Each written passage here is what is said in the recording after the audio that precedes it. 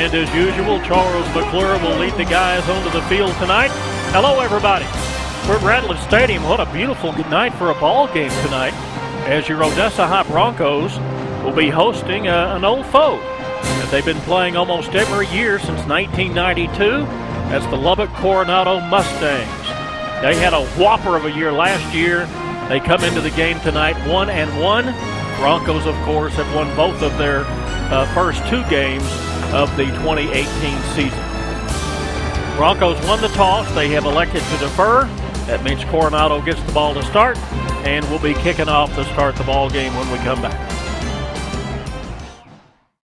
From the creators of Dr. Pepper comes the story of a town where every day is Saturday and everyone is a fan. And this fall comes the most dramatic season I can feel it of their lives. What is it? New neighbor sheriff. We're bad fans. Everyone wants that trophy. Are you kidding me? Dr. Pepper, the official drink of Fansville, kicking off this fall. For great flooring values and real customer service, forget the frustration of the big box stores. Paul Evans trained flooring professionals will save you time, money, and hassle on your next flooring project. Whether do-it-yourself or professionally installed, Paul Evans offers great values on carpet, tile, hardwood, and waterproof flooring. Paul Evans Flooring, Odessa and Midland. For over 30 years, you just can't beat a Paul Evans deal.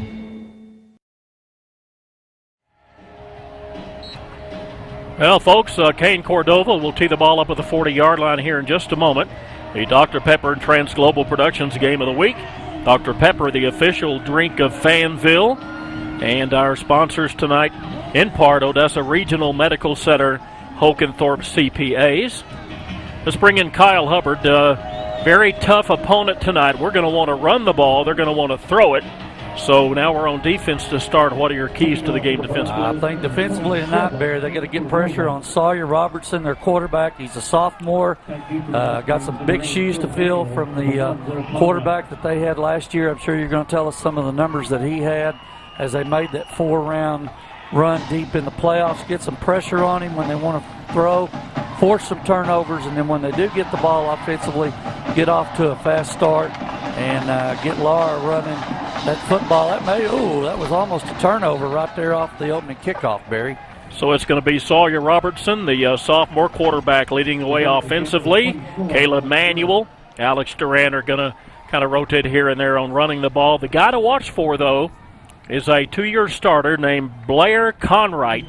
He is number 1. Also some other receivers, but he's the guy to watch out for when they throw the ball. Last season, Conwright caught 80 balls for 1,639 yards and 23 touchdowns. This year, not quite as much. Kyle will give those numbers to you in just a second. And we'll go with 1st and 10 now from the 26-yard line. Going to whip it out to the left, and it right in the hands of the receiver, and he didn't want to have anything to do with it. And onto the ground it goes. The intended target was Cale Ratliff. How poetic here at Ratliff Stadium. So second down. Conwright, up to this point in the season, has caught 15 balls for 171 yards and already 5 touchdowns on this young season here. Yeah, he had, 9 last week, but for only 50-something yards. They really locked him down. Quarterback's going to look over the field. There is Conwright all the way out to the 40-yard line. He's going to have the first down. Watch our Trans Global Productions instant replay, just hooking up in the zone right there between the linebackers and the safety, Hervé Ochoa, making the play, but not before a Coronado first down. Out near midfield, actually just to the 39-yard line. Now Manuel is going to get the ball to start with. Caleb Manuel last year had a pretty good year himself. Manuel, 1,286 yards and 11 scores. We were talking about the quarterback that Robertson's replacing. Last year, Quay Gray threw for 4,607 yards and 57 touchdowns. Boy, that was a great play right there by the Bronco defense to come up and force a 4-yard loss there on first down. Very quickly going to get the ball out, looking down the field. Odessa High closer to the ball than the offensive player. and it falls incomplete. Good double coverage over the top there by, again, looks like Ochoa on the top side of that from his corner position. And I think he might have had help from either McClure or Parker Cherry there. But good coverage, forcing a 3rd and long. This is where you want this offense. So it's going to be 3rd down now from the 35-yard line. The line to gain is out near midfield, so need to keep them from happening there. Going to dump it off inside. He will not get the 1st down. In fact, he only gets just beyond the original line of scrimmage. Ball was caught there by somebody. The tackle was by Xavier Minjarez, number 11 for the Broncos, and he did a great job of pursuing to the ball there on that quick screen and forcing a Coronado punt early here on this first drive of the game. That was DJ Davis on the reception. It's going to cost the Mustangs in the way that they're going to punt the ball away. McClure will come up to the 32. McClure to the 40. Can he break it? Can he break it? Out near midfield, they're going to get him at the 49-yard line. But a great return by Charles McClure sets the Broncos up with their first offensive set near midfield. Watch on our Trans Global Productions instant replay. Good blocks downfield by the Bronco punt return team.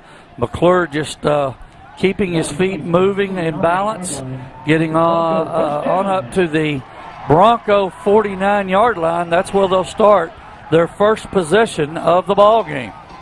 So 1st and 10 from the 49-yard line. This is probably going to be a heavy dose tonight of that fella right there, the running back, Josh Lara. Going to lose a yard on the first play, so it's going to be 2nd down. Here's the offensive set. We have the quarterback, Trey Smith, Josh Lara, the running back, Luis Nunez, Kevan Majors, Brandon Jones, Joel Rodriguez, and Lewis Wilson the 5th. Those are the guys across the front. Bunch of receivers we'll get to in just a second. Now, you think Odessa's going to throw the ball very much tonight? Well, I think they want to mix the run and the pass. I think that'd be a good game plan. There's a little swing pass out to Lara that is going to get the Broncos the 1st down at the 39-yard line. But they just swung Lara. As you can watch here, you see him coming right toward the near sideline. Nobody had him in coverage, and just did a good job of getting up the field and out of bounds. As I said, at the Coronado 39-yard line, the Bronco offense on the move here with 9:27 left in the first quarter. 13 yards on the catch and run from the quarterback to the running back, Lara. Going to go in motion now, hand it off inside. There goes. Oh. I didn't see him. Didn't even see the play happen. Yeah, boy, that was some nice shifty move. Yeah, handed it off to Coffey. Holding on the offense, number 79, 10-yard penalty. Repeat 1st down. That's Chuck Alderson, our referee, with the call there on the holding penalty. You're right, Barry. They did a good job of disguising that little handoff to Caulfield as he came in motion. The holding penalty is going to move it back 10 yards to the Coronado 49-yard line. So it's all for naught, so it's going to bring up a 2nd down, or 1st down rather, in 20. That was a 1st down play, so 1st and 20. Yard to gain is going to be the 29-yard line. There's Lara with the handoff inside, Barry, and just like you said, they may want to give a steady dose of the football to Lara tonight, and Coronado has been very apt to the test, if you will. First 2 times he's touched the ball running the football. Didn't get much there, a couple yards, making it 2nd and 18 from the Coronado 47-yard line. Averaging about 24 carries a game is Josh Lara. Certainly been up to the task, as he's had 100 yards, 170 or more in both games, over 200 last week. Now Smith's going to be flushed from the pocket, going to have to just toss it out and away. We've got another. I'm sorry, Barry. We got 2 penalties with one late down here on the near sideline. Yep, coming up late. 84 degrees as we kicked off tonight. Sunny, 47% humidity. East wind at 8, no gust. We have 2 flags on the play. Illegal procedure, 5 men in the backfield. Also had 2 ineligible downfield on the offense. will go 5 yards. Repeat, second down. That's Chuck Alderson, our head referee. The umpire is Albert Cortez. Line judge is David Lee. The head linesman is Pat Gray. And the back judge is Joey Caudillo. This is a Permian Basin chapter officiating crew. So a 2nd and 23 now after the procedure penalty will cost them. They have the 3 receivers to the near side here, and they have the 1 lone guy over to the right. Lubbock Coronado has chosen to decline those 2 penalties. It'll be 3rd down. So they'll go back to where the original line of scrimmage was. That's at the 47 of Coronado, making this 3rd and long. That's a good call by them to make Odessa High have 1 less down to try to pick this 1st down up. Yep, it's going to be 3rd now and 18 needed. I would either I'd probably be looking for Galindo on a play like this if they can get the ball out to number 2. I have to hurry, Barry. Play clock's almost out. Well, we got it off in time. Yep, too much pressure. Tried to get the ball inside to a receiver, to Paulino Gabaldon, but it falls incomplete, and so now they're going to have to ask McClure to come out and punt. This series between these 2 teams began in 1992. Broncos have won 13 of the 25 games. Means Coronado's won 12, but they've won the last 3 consecutive. Best Odessa High win streak was back between 92 and 95. They won 4 straight. They've played every year except 2010 and 2011. Almost all of the games have been non-district except for district games in 2008 and 9 and 2012 and 13. Beautiful punt, turned over and going to get into the end zone. The district they're in is 2-5A. They're with Amarillo Caprock, Amarillo High, Amarillo Palo Duro, Lubbock Monterey, Lubbock High, and Abilene Cooper. And that is a tough district. Abilene Cooper with a new coach this year. Todd Maybes unexpectedly stepped down not too long before the season began back in the summer. And they've started off 0-2 and have yet to find their footing, really. You're talking about Abilene Cooper. It's not easier for them tonight. They've got crosstown rival Abilene High on the schedule. That they do. Manuel now will run the ball here, and Manuel has no place to go. He gets to the 21-yard line. Nice tackle. Maybe a yard. Nice tackle there by Brendan McLennan from his linebacking position to step up and make that play for the Broncos. I'll tell you, with the experience they have with Conwright and Manuel, those are 2 tough guys to make sure you keep your eye on. They're going to throw the ball here. Sawyer Robertson is the quarterback. He's a sophomore. And he finds a man right there in the seam, and it's going to be enough for the 1st down. That's a crossing route coming right over the inside or middle of the field. Charles McClure from his safety position having to step up to make that tackle, but not before. A Coronado 1st down at their own 34-yard line. DJ Davis on the receiving end of that one from Robertson. Whoop. Well, that's a big break right there for the Bronco defense on that snap there. Good job of pursuit there by, again, Xavier Minhares. We're seeing him play tonight. The outside linebacking or defensive end position, number 11, really hustling down to try to get on that ball, but made the tackle.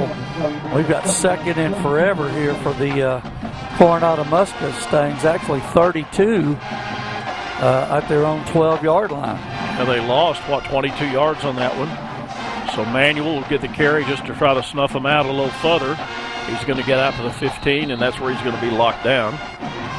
So a 3rd down and deep in the playbook coming up. Yeah, and you're going to see Coronado probably not try to do anything real fancy here. Maybe a screen, some type of draw, just to give themselves some position to have to punt the football on 4th down without being backed up totally all the way to their own end zone. Conwright is matched up with Ochoa down here on the near side. We'll see if the quarterback looks that direction. Going to have to run the ball. He's going to get out to the 25, and they're going to get him at the 31-yard line. So a long way to go still for a 1st down, but a lot more breathing room behind the punter. And that means Jason Ramos will come out and kick the ball. And Broncos defense has toughened up here these first 2 drives. 2 possessions, 2 stops here for the Bronco defense. That's a good choice by their quarterback right there to just tuck it and get what they can. Again, the Broncos 3 and out and going to get the football with pretty decent field position here. Yep, looking for a good punt from Ramos. McClure had a really good return a moment ago, calls a fair catch at the 36. He didn't have much to work with there, so that's a good job by Charles right there of making sure they get possession and getting the ball on their own 36-yard line here. Broncos will start their second offensive possession from that point with 5:11 left in the first quarter. The receivers tonight, I didn't mention those earlier. Julian Galindo, Tyrone Caulfield, Zeke Garcia, Sanjun McGarity. He may run the ball as well, and Kevin Chavez. There are some other ones too. Davian Hernandez, Auden Almance, Irvin Gerardo, and Polino Gabaldon. So they've got a good complement of receivers that Smith can count on. Tosses the ball inside to Caulfield. Here he comes. Oh, they got him at the 45. Almost a first down. He got 9. Got the little wide receiver screen. Watch the replay up here. Just going to flip it to him right there. Blocker's out in front, working his way across the grain of the defense. And, boy, if that guy right there doesn't make that shoestring tackle, Tyrone still might be running. Yeah, he was going to get about another 20, 30 yards maybe. They had the angle on him, but that shoestring tackle saved him a whole lot of yardage. No score. We are in the first quarter inside the 4.5-minute mark. Smith's going to toss the ball out to Lara. Lara fights his way through the defenders and does get the first down into Coronado territory. Well, a little swing pass out to Lara coming from the backfield. Looks like the game plan this week was to use Lara a little more in the passing game by getting him out into open space with blockers downfield again.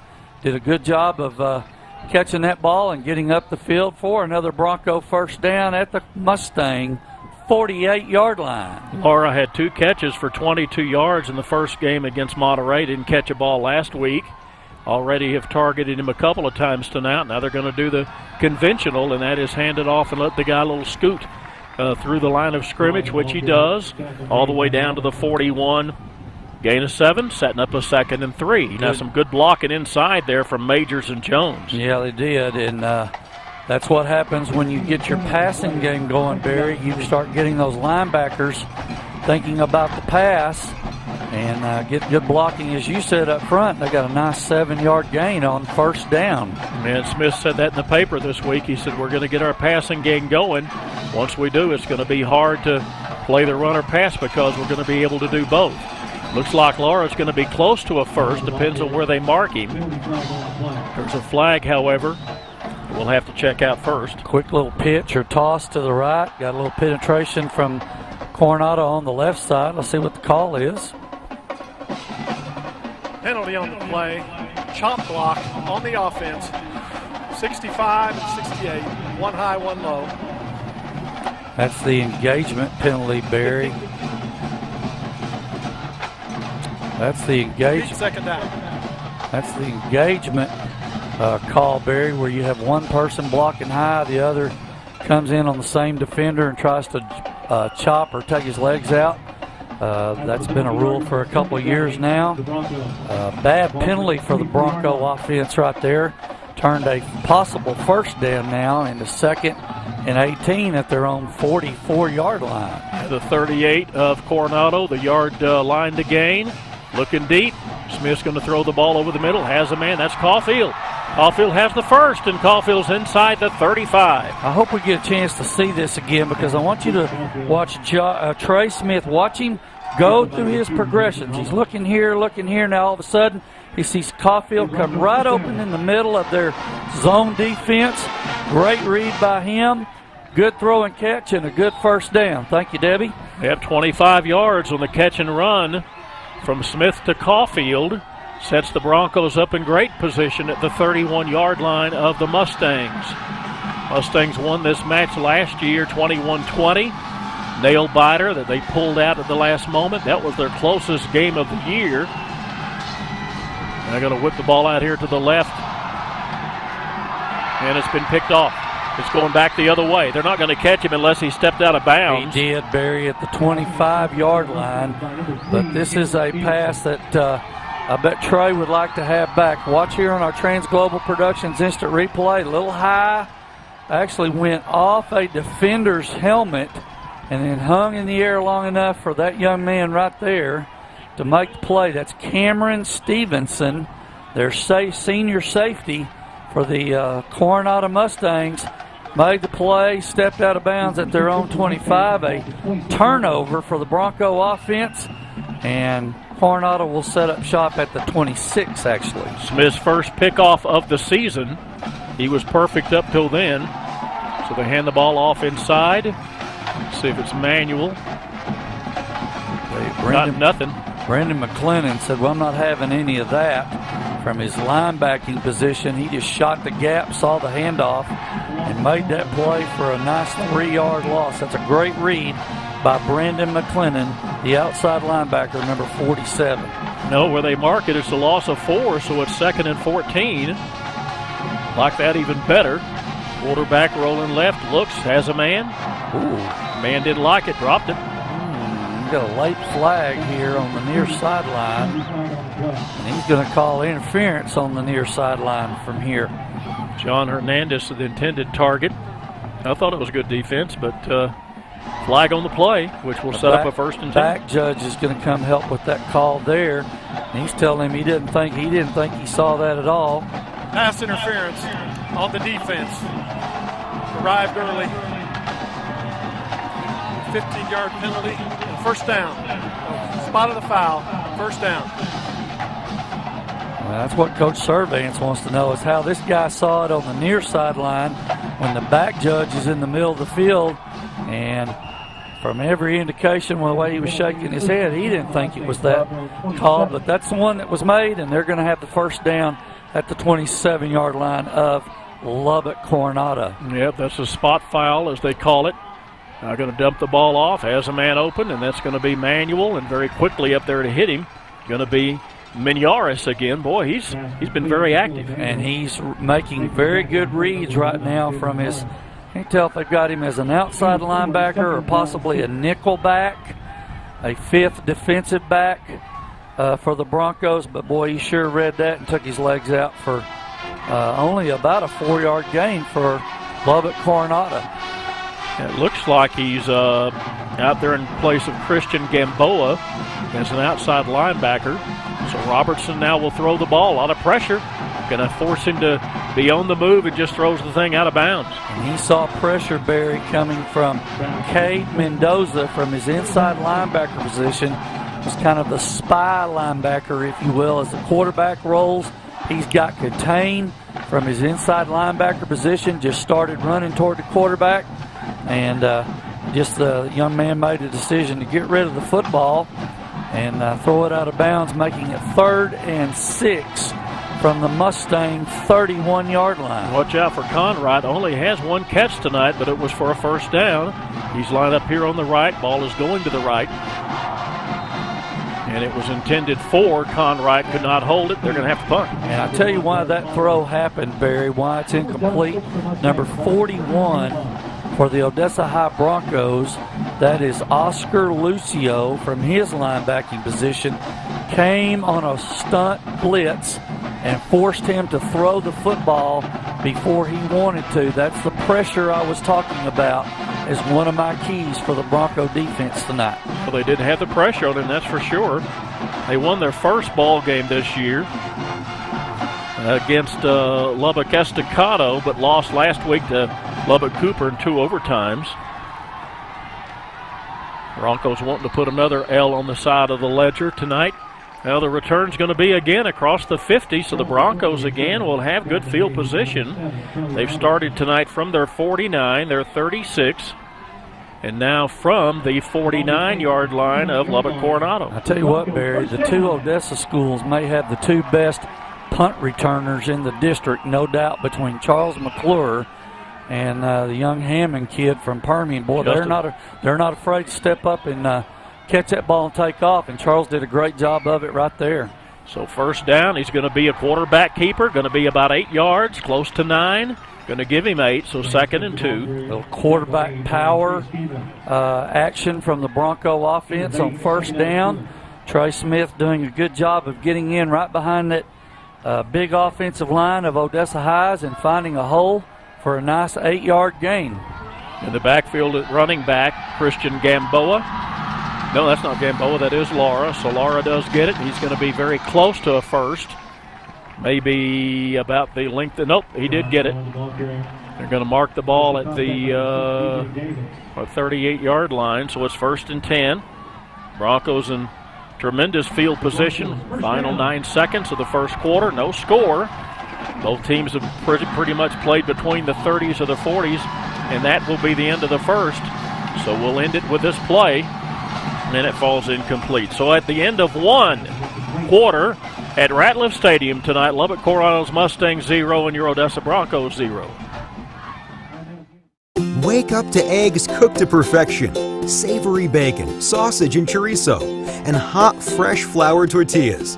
Drive through for breakfast at Rosa's Cafe. Rosa's combines all your favorites into tasty breakfast tacos and serves them hot and fresh to get your day started right. Or try Rosa's Migas plate with beans and potatoes. Feeding a group? Rosa's breakfast taco platter is the perfect fit. So rise and shine. Life and breakfast is better at Rosa's Cafe.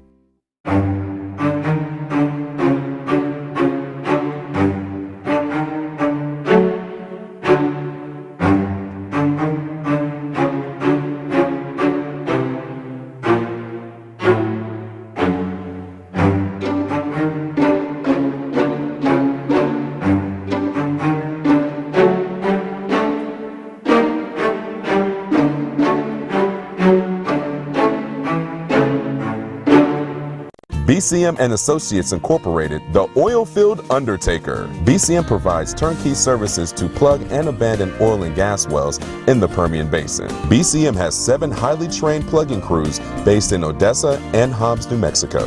BCM will prepare and file regulatory forms. We also buy leases for production and salvage. Go to bcmandassociates.com for services, pipe, plus equipment for sale. bcmandassociates.com. The Oilfield Undertaker.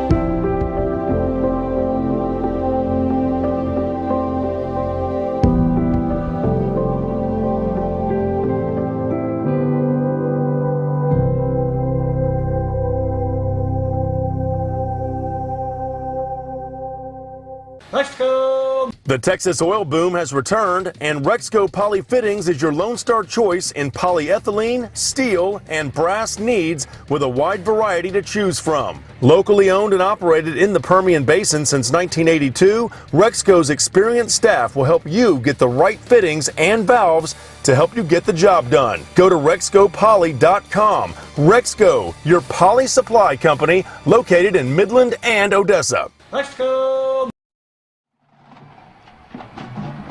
Dr. Pepper, the official drink of Fanville and Transglobal Productions Game of the Week, brought to you in part by E&E Service and Supply and also Rexco, the Lone Star choice in poly pipe. Well, in the first quarter tonight, Broncos 4 of 7 for 53, Coronado 4 of 8 for 32. So that's a surprise in that Coronado came into the ball game with a high-powered passing offense. Let's see, Robertson had thrown for 529 yards and 8 scores in those first 2 ball games.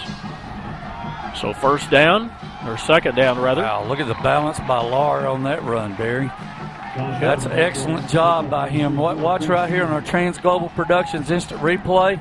Pulled the guard in the H, coming from the right side across to the left. Laura saw a little hole, kept his balance, got a nice little 4 or 5 yard gain there, making this 3rd and 3 from the Mustang 31-yard line. Broncos need to cash in here, Barry. Yeah, they got 7, so they need to get down to the 28-yard line for a first. Going to be a quarterback keeper. He ran into a bunch of Mustangs and his teammates there, and then kind of pushed the scrum close to the 28. They may have to measure this. Let's ask Larry, who's usually right about these things. Is it 4th down or 3rd down? Hey, they're not even going to ask Larry. They're just going to move the sticks and call it a first down. Oh, well, he was doing this. Yeah, what? I didn't see that. Yeah. I didn't see that. Larry was doing this. I was looking over here. You're in my blind spot like a driver. Yeah. Quick pitch out to Laura on first down. Look at him pick a hole and get up the field. I think they're going to have another first down. If not, it'll be 2nd and inches. Watch here, Barry. Just a quick pitch. Let Laura make a cut off that left foot, his outside foot. Get up the field and get down to the 17, 18-yard line. They're calling it 2nd and inches for the Broncos at the Mustang 18-yard line. Certainly fun to watch. 2nd down and inches is correct. Going to throw it here. Going to try to take advantage of maybe the defense looking for a run. And he finds his man, and he's in the end zone for the score. That's a post pattern from Julian Galindo. Beautiful ball by Trey Smith right in the middle of the field. Watch the replay here. Good protection up front, allows him to step up and look right in between the safeties. Nobody covering the middle of the field. Trey Smith put it right on the money, and Julian Galindo looked it in, made sure he had the catch. The Broncos are on the board first here at 10:22 in the 2nd quarter. Galindo's 2nd score in a row last 2 weeks. And the extra point by Cordova. He is 12 for 12 this year. Broncos break out on top, 7-0 with 10:22 to play in the 2nd.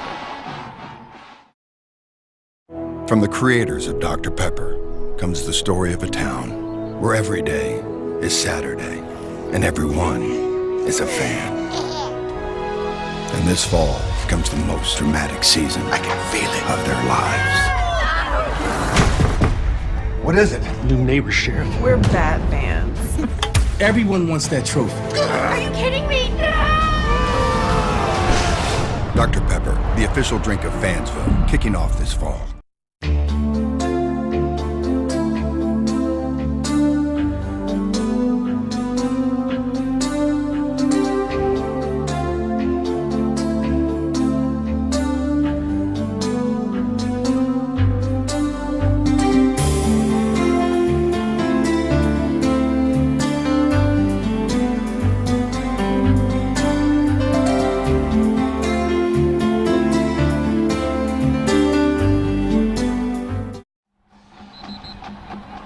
Our Transglobal Productions and Dr. Pepper, the official drink of Fanville game of the week, brought to you in part by the Odessa Booster Club, the Permian Booster Club, and by Paul Evans Carpet and Flooring. Go see Paul.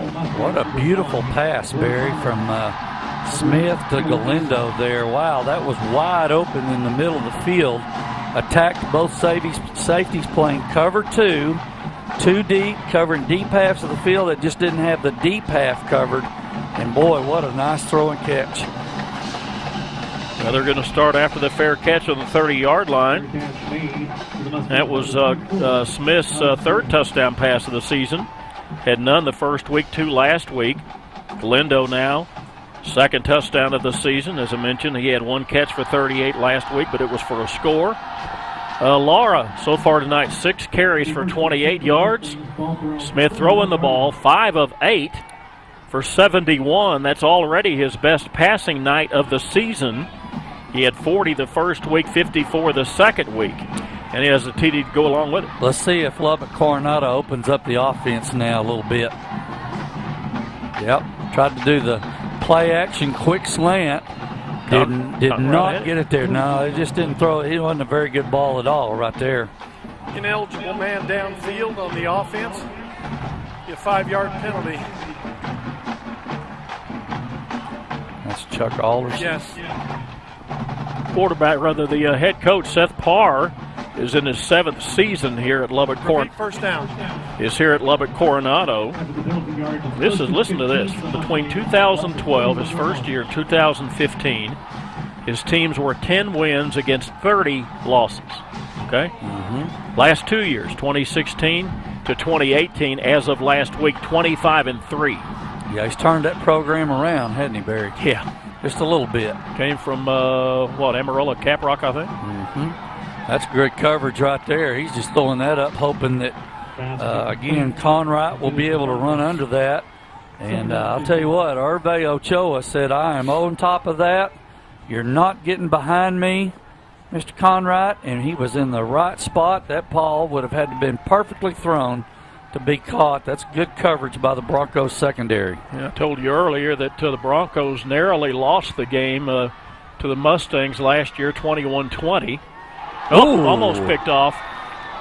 They were 13-1. Their only loss was that by-district, quarterfinal loss to Denton Ryan, 69-49. The week before, they played in the area round against Colleyville Heritage, and the final score of that one was 80. They won it, 80-62. Wow. So 142 points, and then 118 the next week. Wow. Yeah, a little track meet happening at a football game last year. 6-man game. Larry's exactly right. I'll tell you what now, Barry. Sawyer Robertson is feeling the heat coming from the Bronco defense right there. Again, number 41 for Odessa High. That is Oscar Lucio coming on looked like possibly a little blitz coming there from his position. Oscar got there, and right now Sawyer Robertson's got some happy feet. He's feeling the pressure coming from the Bronco defense. I'd like to see some happy feet from our returner here in the end zone. What do you think? Well, it certainly is possible, and this is a short end-over-end kick. I don't think Charles is going to be able to get to it. Just let it go. Going to end up getting a good Mustang bounce all the way down to the Bronco 28. Got a little better punt out of that than what they thought with the effort, but still a great job by the Bronco defense. I'll tell you what, Barry, I'm impressed with this Odessa High defense. Early in the season, we've seen them now 6 quarters counting this one, and they are an exciting, fun bunch. They pressure the line of scrimmage, get pressure on the quarterback, and they are giving this offense a chance to do some things when it has the football.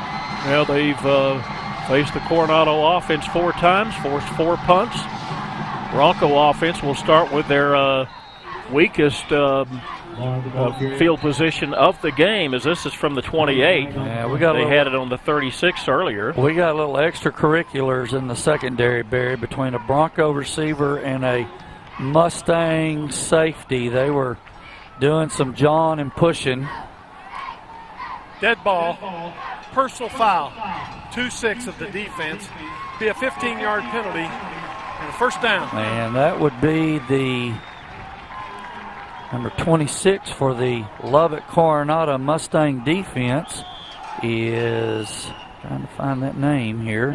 Number 26 for them is Devondrick Carr. He got called for 15-yard personal foul there, and it's going to set up the Broncos at the 48-yard line. I remember years ago when the ref was calling a penalty very similar, and he said he was giving him the business. Yeah, he was. They were doing some of that business in the secondary there, and then as you saw there, Laura took a little handoff to the left side. Good pursuit by the Mustang defense to force him out of bounds for only a 1-yard gain. This will be 2nd and 9 from the Odessa High 49-yard line. So they look like they may throw the ball here. They have a couple of receivers to the near side, a solo receiver up top of your screen, Laura, the sole running back, and now he's got McGarity up there to block. McGarity is going to block for his quarterback, who hangs on to the ball as they tried to strip him. He's going to get down to the Mustang 46-yard line. Going to bring up 3rd and a manageable 4 yards. Yeah, they ran the little fake pitch to Laura, and then Trey Smith just designed quarterback keeper up the middle. Got some good yardage there, as you said. This will be 3rd and 4. Followed McGarity. Up to the hole. Yep, and McGarity did a good job of getting up in there and making a block. Well, I sure enjoyed that run of his for 30 and a score last week. Once he gets a head of steam, he is fun to watch. Smith's going to try to throw it away, and instead he throws it to the Mustangs, who pick it off again. Yeah. Wow. This is one Trey would like to have back. He was feeling the pressure coming from his back left side here. Watch on our Trans Global Productions instant replay. Feels the pressure, saw it out of the corner of his eye. I think he probably wanted to try to throw that ball out of bounds, but just hung the ball up, and the Coronado defender made a nice play. Let's see if that turns momentum for the Mustangs here. Only down 7-0. They have the second turnover of the ball game. Did you see who made the interception? I did not. Kavondrick Carr. Wow. So they made up for that penalty. Yes, that penalty they called on him earlier, made up for it there with the pick. So they go to the running game to Manuel, who's going to get a -2 back to the 40. That's Oscar Lucio from his linebacker position making that play for a 2-yard loss.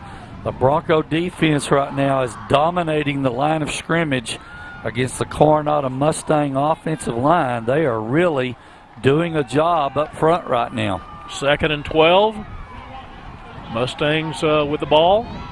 Second quarter. Broncos do have the 7-0 lead. Flush the quarterback out. Has a man open. That's going to be Conrad. Conrad's not going to he'll have the first down out to the Bronco 44-yard line. So the second catch of the night for that stud receiver. And you're going to see a little half roll here. Got some pressure coming inside, but he found the receiver there, as you said, wide open. Conrad running away from the defender, and that's a first down. Going to go back to the run, and Manuel, nothing. He got stuck right in the hole by Brendan McClennan. Boy, I've already called his name a few times tonight. Yeah, a 1-yard gain, and he paid for it, didn't he? He sure did, because Brendan read that perfectly, got downhill into the hole, and did a good job of form tackling right there at the 44-yard line of Odessa High. So second down, about 9.5. Up, looking deep. Receiver fell, Barry, on the in cut. Yep. Tried to run a little deep in route in front of the safeties, and as he went to make the plant with his foot, he just slipped and fell, and the ball was delivered, and he was nowhere to be found. Talking about the Mustang receiver. Now here's what the Bronco defense has done to Caleb Manuel, the running back. 6 carries and -2 yards. Yep, taking the run game away, making them one-dimensional right now. Here comes pressure. Oh, nice catch. Yeah, wow. The defender tried to go for it, and Conrad's going to get down to the 25-yard line for a gain of 18. And watch here. You see pressure bringing a blitz. Boy, he just went up and got it. Just threw it right over the defender there. That's that's Menjares in coverage. Good throw and catch from Coronado, and they're driving toward the Bronco end zone. 3 catches, 45 yards for Conrad. Now the best run of the night from Manuel will get 8. Charles McClure from his safety position making the play, but now you're seeing what the turnover's done so far, Barry. It's given them some life and some momentum. Odessa High defense has got to clamp down here, see if they can hold them to at least a field goal. Broncos do have the 7-0 lead on the pass to Galindo. Conrad catches the ball and almost got his legs taken out from him, but somehow the defender went right through him. That was a little quick screen. Rodriguez just goes right through him. Watch. Menjares saw it, but as you said, he's the one that kind of whiffed on the tackle, but the rest of the Broncos did a good job of pursuing to the football and making this a 3rd and 1 now. Let's see if they take a shot in the end zone here at 3rd and 1. 4-down territory possibly for the Mustangs. No, I think they'll either run it with Manuel or the quarterback could keep it himself. I think they're going to try to get the first down and then worry about something later. Manuel will have the first, and he does plow ahead to close to the 12-yard line, so it's 1st and 10 Mustangs at the Bronco 12. Yeah, Manuel just kind of danced his way through the hole on the right side over there and got enough to get that first down, as you said, for Lubbock Coronado. 9th play of the drive, over 3 minutes so far taken off the clock. Going to drop the ball off to Manuel, who's going to get to the 9, and he gets planted after that Coming up to make the hit is guess who? Yaris. Well, that's a perfect open field form tackle by Minhares right there. It was him one-on-one with the receiver, and he did a good job of making the play for only about a 3-yard gain. They can get a first down at the 2-yard line. Robertson just throws the ball away. Lots of pressure coming at him from Minhares and others. And it's going to bring up a third down. Just great pressure by the defense. Good rush, as you said. And, boy, there were 3 red shirts in his face. He had nowhere to go with the football. I tell you what, I'm not sure that Lubbock Coronado has seen a quick defense like this Odessa High front 7 right now. So they can get a first down at the 2-yard line. But first they're going to have to talk to Coach Parr. Coronado, first team timeout. And see what they want to do. Broncos have the lead at 7-0, but the Mustangs are certainly threatening with 4:46 to play before half. Urgency. That's what you need from your emergency room. After returning home from a mission trip with his son, Chris became ill. The personalized care and follow-up he received from ER staff at ORMC helped him to quickly return to what matters. When faced with the unexpected, your emergency is our emergency. At ORMC, we are here when you need us most. We love what we do, and we think it shows. I am ORMC proud. Texas Burger's Banana Split. A banana never had it so good.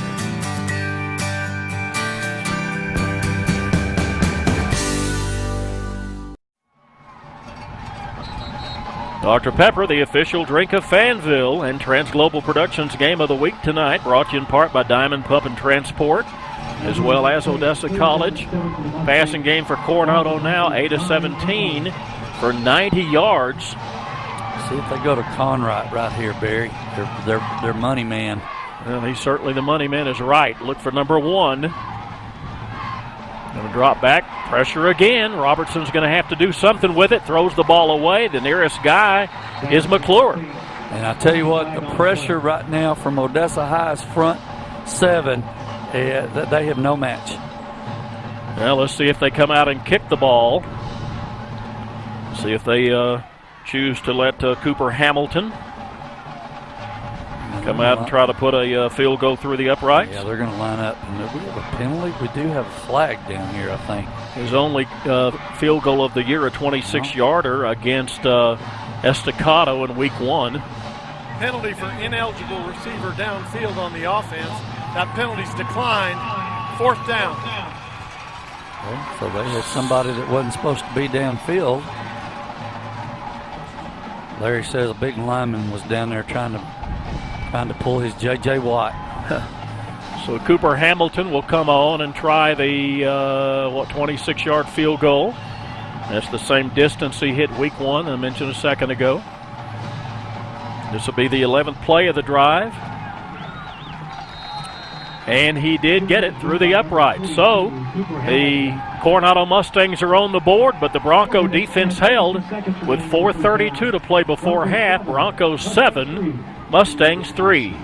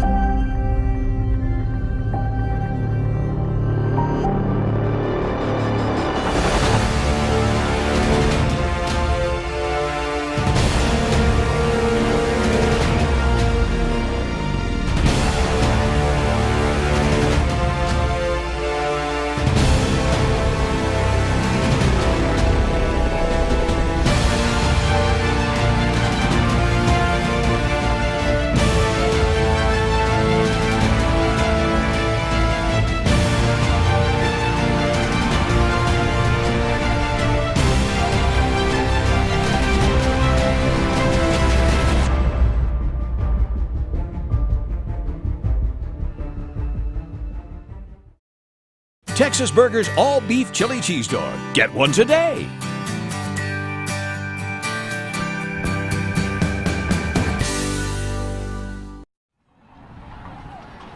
Dr. Pepper, the official drink of Fanville, and Transglobal Productions Game of the Week tonight, brought to you in part by the Nimbus Drinking Water Systems and Forest Brothers Tire and Alignment.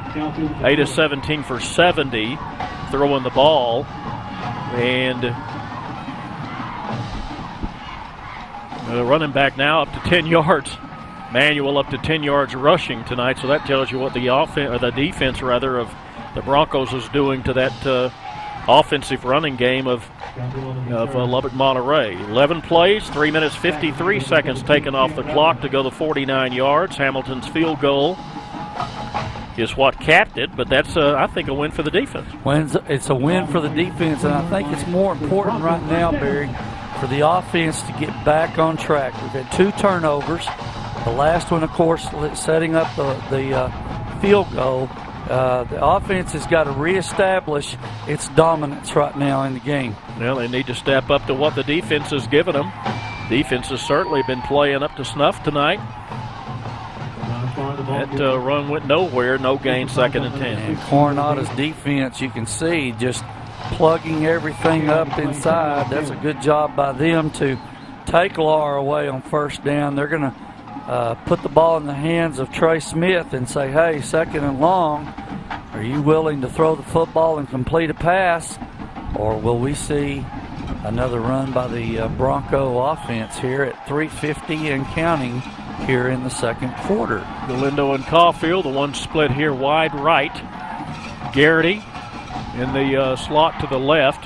That's going to be Caulfield, and they caught on to that play and going to get him back at the line of scrimmage. They're going to mark. That's interesting. They marked him at the 20, even though he was tackled at the 18. Well, and you can see the confidence right now building in the Coronado defense. Little jet sweep action to Caulfield there, and they got a good spot. They got a really good spot, because you're right. It looked like it might have been down about the 18-yard line. Here's 3rd and 10. Need to be careful, Barry. Yeah, be careful. Do not throw it to the guys in white. Need to get to the 30-yard line. Well, he went down. He stumbled and went to his knee, and that's going to cost them, as now they're going to have McClure come in and punt the ball away from near his goal line. Well, they've just kind of shot themselves in the foot. I'm talking about Odessa High. They kind of shot themselves in the foot right now. Timeout. Coronado, 2nd team timeout. Wake up to eggs cooked to perfection, savory bacon, sausage and chorizo, and hot, fresh flour tortillas. Drive through for breakfast at Rosa's Cafe. Rosa's combines all your favorites into tasty breakfast tacos and serves them hot and fresh to get your day started right. Or try Rosa's Migas plate with beans and potatoes. Feeding a group? Rosa's breakfast taco platter is the perfect fit. So rise and shine. Life and breakfast is better at Rosa's Cafe.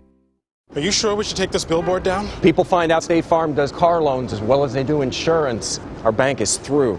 Good point. Grab an edge. Look, there's 2 guys on the State Farm Borrow Better banking sign. No, for real, there's 2 dudes on the State Farm Borrow Better banking sign. Gentlemen, please get down from the State Farm Borrow Better banking sign. Bill, get the hose. Okay, he's getting the hose. All right, let's go. Want to borrow better? Contact State Farm agent Mike Podzemny about a car loan that can save you hundreds.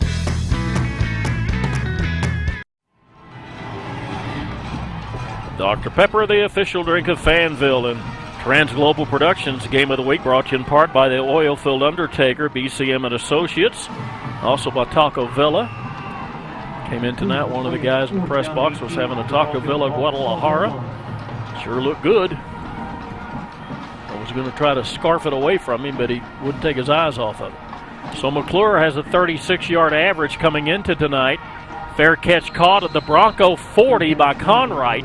They're going to be in great field position with 2:49 to play before half. Old Mo is gone from red and white Odessa High to red and white Lubbock Coronado right now. This is a critical juncture of the game, especially, Barry, with 2:49 left in the half. It certainly is possible for them to get another score here. Odessa High does have the option of having the ball to start the 3rd quarter, but need to see if we can hold them out here and keep the lead going into half. Yeah, the first 2 games held the opponents to 1.8 yards per carry on running the ball, and they're just as tough tonight. They do elect, Mustangs elect to throw it here, and they're going to get nothing. Charles McClure read that perfectly, Barry. It was a little quick screen to the outside. He was lined up. I'm talking about McClure over the inside receiver. He just read it and made the play for a 1-yard gain. Going to be 2nd down and 9, close to 10. Quarterback looking to his right, has a man open. Going to be the 1st down as he gets right at the sticks. That's going to be Conwright.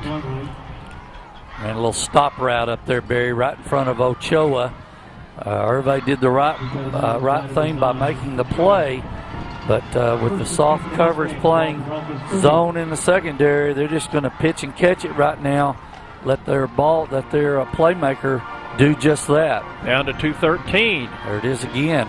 Same play, this time for 8. They're just running a little 6 to 7 yard hitch route, stop route, curl, call it what you want, but they're just doing that right now in front of Ochoa. They're trying to get Odessa High to bring Ochoa up, and then you watch when they do. Bye-bye. It'll be a stop and go, and they'll try to get him over the top. There it is. They tried to run it over there, but they brought the crossing route from the slot receiver here, and Xavier Minjar is watching make the play. The slot's right there at the 22. And Minjar is along with number 15 for the Odessa High Broncos. That is Darion Rangel made the play. Caden Hensley's first catch of the night, his 8th of the season. Robertson, oh man, that could have been picked off. Again, they tried the same thing, but just great positioning by the cornerback, Hervé Ochoa. They tried a little stop and go there, and Ochoa read it very well, had excellent position and coverage. Really nowhere to throw that ball. They just threw it away. Now here we are at 1:35, 2nd and 10. The Mustangs do still have 1 timeout left. Play clock is at 15 and counting. Changing the play from the sideline. Well, they haven't sacked Robertson tonight, but they've sure rushed him into throwing the ball a lot quicker than he wants to. Manuel will get the call here. He's going to get about 4 down to the 16-yard line and bring up a 3rd down and 7. You want to watch a nose tackle make the play here, Barry? Julian Adame, right over the center, read that, ran right down the line of scrimmage and made that play for the Broncos. Great play by him. We'll have the player of the game later. We'll talk about. He's probably going to be in the mix. Robertson tries to get the ball over the middle. In fact, he had a man open. Hit him right in the hands, Kyle, but couldn't hold on. Well, stop route right in the middle of the Broncos zone defense. They actually had it pretty well designed, but did not execute.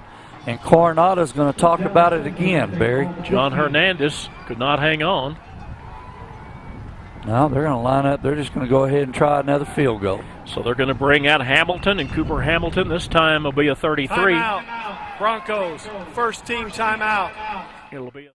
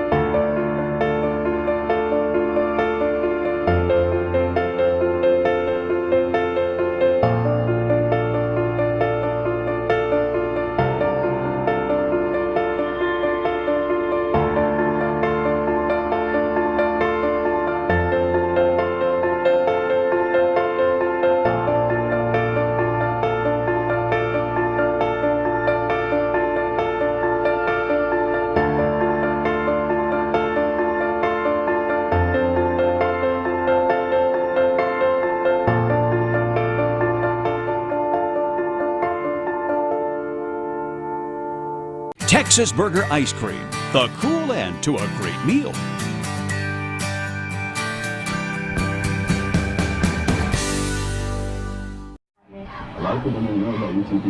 Dr. Pepper, the official drink of Fanville, in the Trans Global Productions Game of the Week, brought to you in part by State Farm Insurance agent Mike Podzimny, as well as Texas Burger. Now, you two guys are talking about some kind of fake or something? Well, making sure that they line up. We'll give up the field goal, but don't give up a cheap touchdown on a fake here.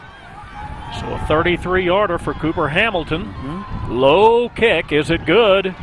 It is. So he snooked that thing in there and pulls the Mustangs within one. Broncos do have the 1-point lead, however. Less than a minute to play before half. It's the Broncos 7 and the Mustangs 6. BCM and Associates Incorporated, the Oilfield Undertaker. BCM provides turnkey services to plug and abandon oil and gas wells in the Permian Basin. BCM has 7 highly trained plugging crews based in Odessa and Hobbs, New Mexico. BCM will prepare and file regulatory forms. We also buy leases for production and salvage. Go to bcmandassociates.com for services, pipe, plus equipment for sale. bcmandassociates.com. The Oilfield Undertaker. For great flooring values and real customer service, forget the frustration of the big box stores. Paul Evans trained flooring professionals will save you time, money, and hassle on your next flooring project.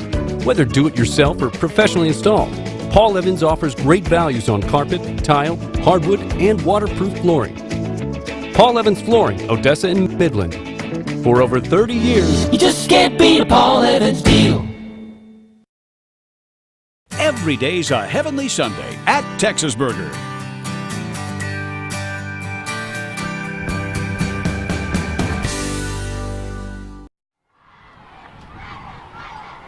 Dr. Pepper, the official drink of Fanville. And the Trans Global Productions Dr. Pepper Game of the Week, brought to you in part by Complex Community Federal Credit Union, Medical Center Hospital, and Rosa's Cafe and Tortilla Factory. Another win for the defense, I think. 24 yards on the drive, 8 plays, minute 48. Hamilton caps it with a field goal, but they did not give up the 6. Just fixing to say, Barry, hats off, kudos to the Odessa High defense. They've been asked to stop Coronado from getting into the end zone with a turnover on an interception, a short punt after a 3-and-out by the offense. You can't ask any more of your defense to bend but not break and only give up 2 field goals to a team that we have talked about can put some points on the scoreboard. Well, they put up 40 the first week. They put up 42 last week, even though they lost the ball game.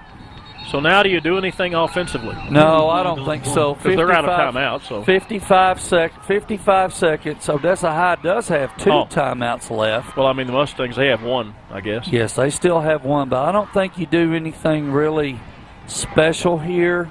Not unless, well, do we have a penalty? We may have a penalty on the kick here. Offsides on the kicking team. Be 5 yards added to the end of the ball spot. Ball will be placed on the 30, first down. All right, let me ask you, do they call a timeout on the first play to conserve and then try to make the plays? But if you do that, you'll... Correction, be a 5-yard penalty and a re-kick. And I think that's a good call here. I mean, I'm going to answer your question here in a second, Barry. I think this is a good call by Odessa High. Back them up 5. See if you can get another short kick and maybe get some field position. And to answer your question, depends on what you do on first down here. If you can get some yards and get the field position up into the middle of the field, then, yeah, use your 2 timeouts and try to get down, maybe set yourself up for a field goal at least. Well, Cordova, the kicker, may be called on before this half is over. 55 seconds to play. 7-6. Mustangs trailing the Broncos. Broncos scored on a 19-yard pass from Smith to Galindo. The 2 field goals short. One was 33 yards, and the other 26. Here comes Caulfield. Oh, look at that move. Oh, they tripped up. Well, I tell you, he almost did what Kyle wanted. Out to the 40, and the Cookie Monster got him there. He could have broken all the way down, I think, inside of their 40 had he not tripped. Watch his cut right there. Boy, wow. He just planted that outside foot, and if he hadn't lost his balance, he'd have been gone. We do have a penalty flag at the 35-yard line. Holding on the receiving team. Yeah, it would have number mattered. 82. It'll be a 10-yard penalty. First down. There have been some critical mistakes in the first half, Barry, that have hurt Odessa High. With the 2 turnovers, a couple of penalties here and there, that costs them right there about 30, maybe 25 yards of field position. Yeah, so it wouldn't have mattered what he did. If he'd got down to the other 30, it would have come back to where the infraction occurred. So now starting from the 21, Lara, of course, will get the ball. Lara dragging a defender with him. Will get little or nothing. And it's going to bring up a second down play. Odessa High is going to have to make some blocking adjustments now, Barry. The Coronado defense has made their adjustments to Lara, and they're not letting him get going at all right now with his legs. So either, one of the things they might talk about, how to get Lara open in space again with some of those flare passes, some of those short passes, or throw a shorter pass to somebody else and loosen up this Mustang defense, and I think that's going to bring us to the end of the first half. Yep, they're just going to let the clock run down to 3 seconds, 2, 1, and we have played 1 half. So after 1 half of play, had a beautiful night here at Ratliff Stadium tonight. It was 84 degrees when we kicked off. Broncos will take a lead of 7-6 into the locker room. What's freshness? It's Taco Villa's unique heart-shaped tortilla chips combined with creamy cheddar cheese, guacamole, and more. It's a soft, warm-filled bun with Taco Villa beef that's made fresh several times each day. It's a handmade burrito overflowing with perfectly grilled chicken, garden vegetables, and cheddar cheese. Taco Villa cooks your favorites all day long to ensure freshness you can taste. Taco Villa, freshness fanatics love. Let's go! The Texas oil boom has returned, and Rexco Poly Fittings is your Lone Star choice in polyethylene, steel, and brass needs with a wide variety to choose from. Locally owned and operated in the Permian Basin since 1982, Rexco's experienced staff will help you get the right fittings and valves to help you get the job done. Go to RexcoPoly.com. Rexco, your poly supply company located in Midland and Odessa. Let's go!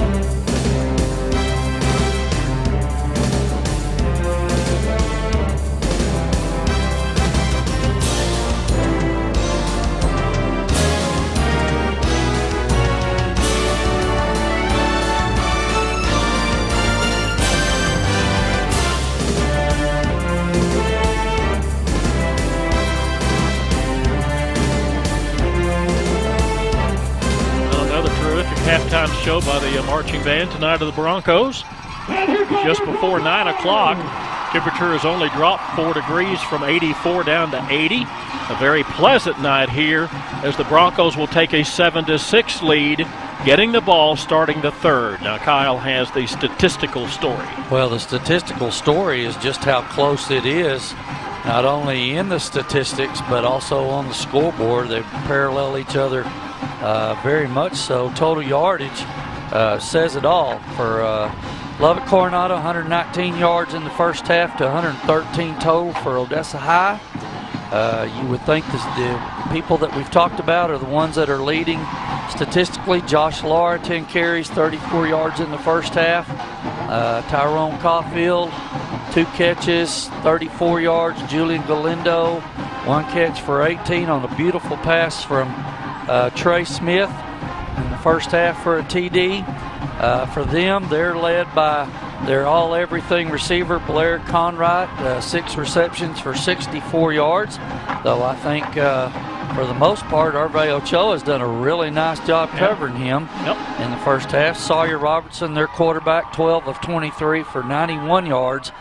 As we talked about, Barry, I think the turnovers is what changed the momentum there in the second quarter. The Odessa High Bronco defense bowing up and keeping them out of the end zone with 2 field goals. This first drive of the third quarter, I think, is very important for Odessa High. They're going to get the ball and see if they can reestablish some momentum for the Broncos and see if they can reestablish their dominance in this game. Robertson on target. He averages 43.5 passes a game through 53, completing 33 last week. Threw for 269 the first week, 260 the second week, so they've really clamped him down. And Conwright, 6 for 64, as Kyle mentioned, long of 18. He had 6 for 117 the first week, 9 for 54 last week, so they're doing a masterful job on corralling him as well. So the Broncos will start the ball in good field position at the 37-yard line. That's a good job of fielding the ball by Odessa High right there and getting upfield to get what they can there. That's number 2 for the Broncos. That's Julian Galindo, who has that 18-yard touchdown reception in the first half. And the Broncos now started business on their own 37-yard line. Now, what'd you say Laura had in the first half?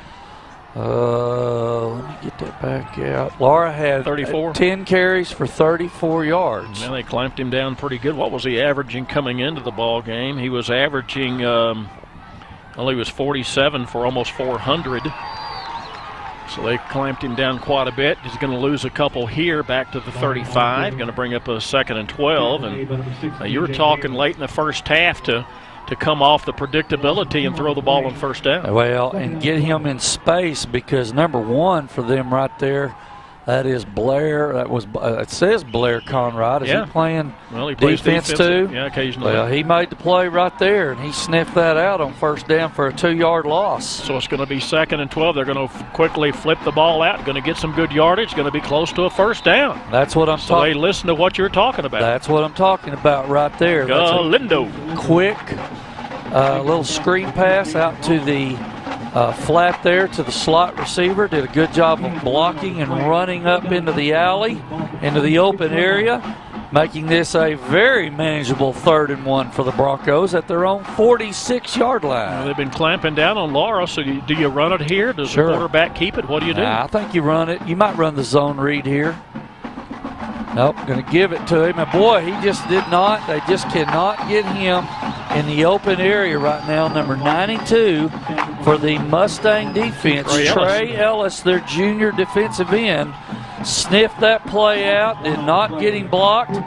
Boy, he dropped him for a 2-yard loss. The Broncos are going to have to punt the football. Yeah, so McClure now is going to be called on to try to pin him deep, averaging roughly 36 yards a kick coming into tonight. Needs to try to pin him inside the 10-yard line, maybe a coffin corner kick of some sort. They had it all set up for a 3rd and 1 and couldn't get the block and lost a couple of yards. Give Coronado credit for making the play there. A little wobbly end over end here. It's going to end up out of bounds about the 25-yard line. Yeah, 27-yard line's where they mark it, so he didn't get the roll that he really wanted. Kind of an ugly-looking kick coming off of his foot, ugly duckling for sure. And so now defensively, Broncos are going to have to come out and once again do the job on stopping the pass. And they played a really good first half. Played a very good first half. A bunch of people on my defensive stat sheet here really leading the way. Ochoa, of course, he's got the tough task of guarding their number 1 receiver out there. Blair Conrad, he's played very well. That's a good job of almost getting it right there. Emmanuel somehow spun away from a sure 5-yard loss while they had him and could not get him on the ground. Well, watch up at the top of the screen here. The snap was terrible. But boy, I'll tell you, number 15. Block in the back, yeah. Well, number 15 there for the Odessa High Broncos almost made the play, Darian Rangel, but did hold him to 4 yards. And boy, look at there on second down, a whole host of Broncos led by Again, number 41, Oscar Lucio. We've called his name a few times tonight for that Bronco defense for a 1 yard loss there. Yep, so they gained 3, gained 4 on first down, lost 1 on second down. So it's going to be 3rd and long. The yard line to gain is going to be the 37-yard line. Got to try to make sure they don't catch the ball there, and they do not. Tried to get the ball very quickly up to his wide receiver, Isaiah Kelly. And Isaiah's first attempt tonight could not hang on to it, but good defense again by the right corner. Tried the little stop route up at the top of the screen. They had Conrad down here. Everybody running stop route. Odessa High played it very well. Forced a 3 and out themselves defensively. Good job by that Bronco defense.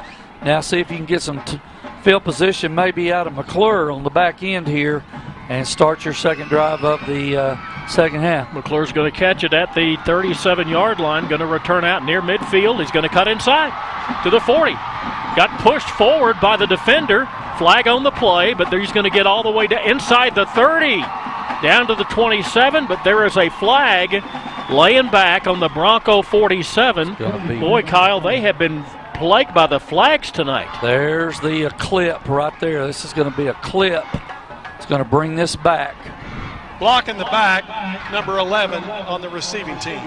Be a 10-yard penalty, first down.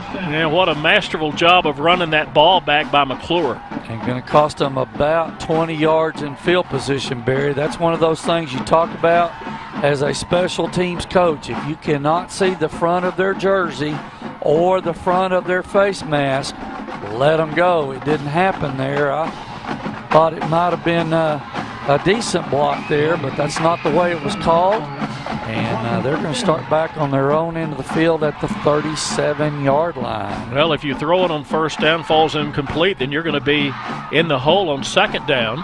He does throw it on first down, and they're going to get up near midfield, or they're up near where they need to be for the first down. That's Julian Galindo again. On the receiving end was his 3rd catch of the night. Out to the 46-yard line, will be about 2 yards short, maybe about 1.5 yards short of what they need for a first. Quarterback rollout, and Galindo just ran the out right there, the stop route. Good throw, good position on the pass by Trey for a nice 8, almost really 9-yard gain. Well, it's just a 1-point difference tonight. We're in the 3rd quarter. Broncos have a lead. It's only 7-6, however.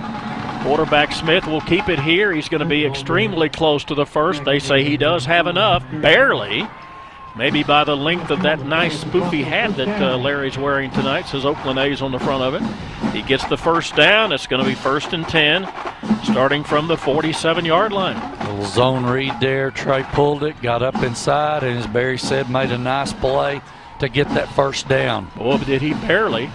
Now let's see if they can get the ball to Trey. Nope, to the running back. No, Trey decides to throw it. Has a man open but cannot connect. Had Galindo there, and rather had Davian Hernandez there, but could not connect with Hernandez. And Trey would like to have this ball back, I guarantee you, Barry, because there were 2 guys open on that pass route. He just didn't set his feet and execute the pass. No flag on the play. Didn't see a flag. That's Chuck Alderson again, our head referee, updating us on the no call on the flag. Be 2nd and 10 for the Broncos at their own 47-yard line. 8:10 to play in the 3rd quarter. We have just begun. We've only just begun. I heard a song like that back in the 70s. I believe so. And they'll start now from the 47. By the Carpenters. Yep.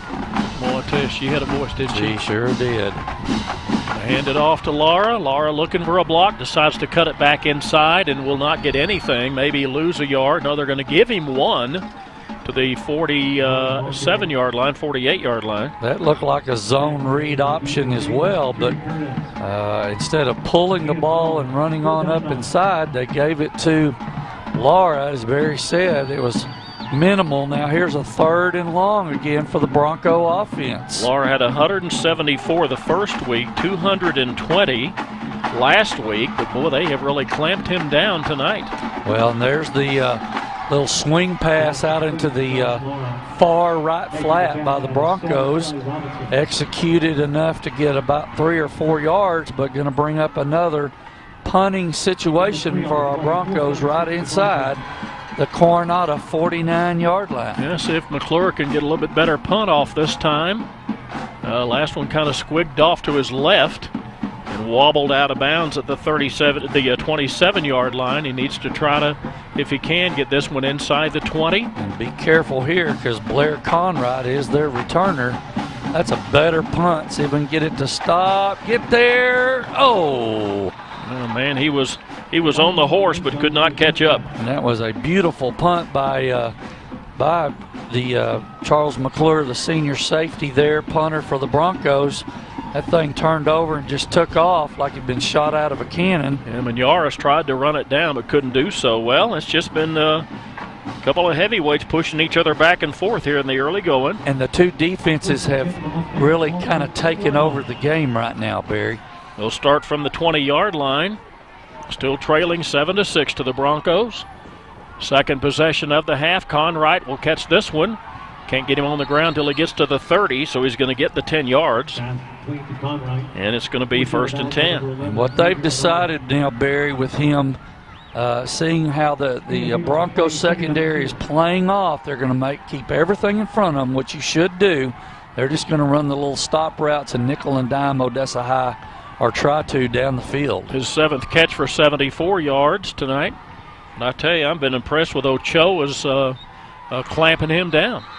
He's played very well, and they don't like what they see on the field. They're going to call timeout. Coronado, team timeout. So our score, Broncos 7, Mustangs 6, 7:15 to play in the third. From the creators of Dr. Pepper comes the story of a town where every day is Saturday and everyone is a fan. And this fall comes the most dramatic season I can feel it of their lives. What is it? New neighbor sheriff. We're Bat fans. Everyone wants that trophy. Are you kidding me? Dr. Pepper, the official drink of Fansville, kicking off this fall. Our Transglobal Productions and Dr. Pepper, the official drink of Fanville, Game of the Week brought you in part by, well, somebody. How about E&E Service and Supply and Rexco, the Lone Star choice in Poly Pipe. 2nd down and 2 yards, needed for a 1st down. See if they take a shot down the field here, Barry. 2nd and short. And they just whip it off to the side, and they could not get him out of bounds, and so they're going to push the receiver all the way to the 35-yard line before they finally get him out. And I think that was Manuel. But he got enough for the 1st down as they mark it at the 33-yard line. A little flat route and just read it. Coming out of the backfield, a good pitch and catch. Good 1st down for the Mustangs. Well, again, another one of those. Oh, they didn't make the play. Here's that play you were talking about. If they don't get him on the ground, he can spin away and take it to the house in a hurry. Conrad, as it is, gets all the way down to the Bronco 46-yard line. Can't miss tackles, Barry. There's one missed right there. There's a 2nd miss. And Charles McClure might have saved a touchdown right there from his safety position. Can't miss tackles. Yep, 21 yards on that connection to Conwright from the quarterback Robertson. Now whipping it out to the left. They're going to throw this ball left, right, up and down, in the middle. Whatever they have to do is this one will get all the way down to the 31-yard line for another big gain of 17. Bubble screen, Barry. They just flipped it out to the slot receiver, let the other receivers do their job blocking, ran to open space, and Parker Cherry makes the play from his safety position, but not before another Mustang 1st down. John Hernandez' first catch of the night is a big one. Going to hand it off to Manuel, who's going to get a little bit of yardage. Up there to make the initial tackle was McClendon. Oscar Lucio also making the play. Barry, if he doesn't make that tackle right there, Manuel might still be running toward the end zone right now. Got 4, so 2nd and 6 for Coronado. 6:13 to play. They trail by 1. Their 2 scores are 2 field goals by their kicker Hamilton. Now they're going to fake the run. Robertson rolling left. Nowhere to go, is going to get put on the turf very quickly. And it's going to bring up a 3rd down up there to make the tackle. goes Austin Aguirre. Yeah, he came from his defensive end position, Barry, on his pursuit angle. Did a good job of staying on the play, hustling, getting to the quarterback. You could tell that quarterback wanted to throw it back over here to the near side. He thought he was going to find Conrad open. They had him covered very well. I'm talking about Odessa High's defense. Now let's see him do the job here. It's 3rd and 7. The line to gain, the 22-yard line, cannot let him get there. Going to drop back. He's going to look in the middle of the field, looking into the end zone. Has a man open, and he has Conrad for the TD. He beat Ochoa this time, right down the middle of the field. This is a post pattern to the bottom of the bottom side of the field here, or the near side. There it is on our Trans Global Productions instant replay. No safety help over the top. It was one-on-one, Conrad and Ochoa. And Conrad got the better of it that time for a Coronado touchdown. 80-yard drive. Cooper Hamilton on to try the extra point to put the Mustangs up for the first time tonight. If he hits it, it'll be a 6-point lead for the Mustangs. Kick is up and away, and it is good. So the Mustangs, for the first time tonight, are on the board ahead of the Broncos. 13-7. Our score, Mustangs in front, 5:16 to play in the third.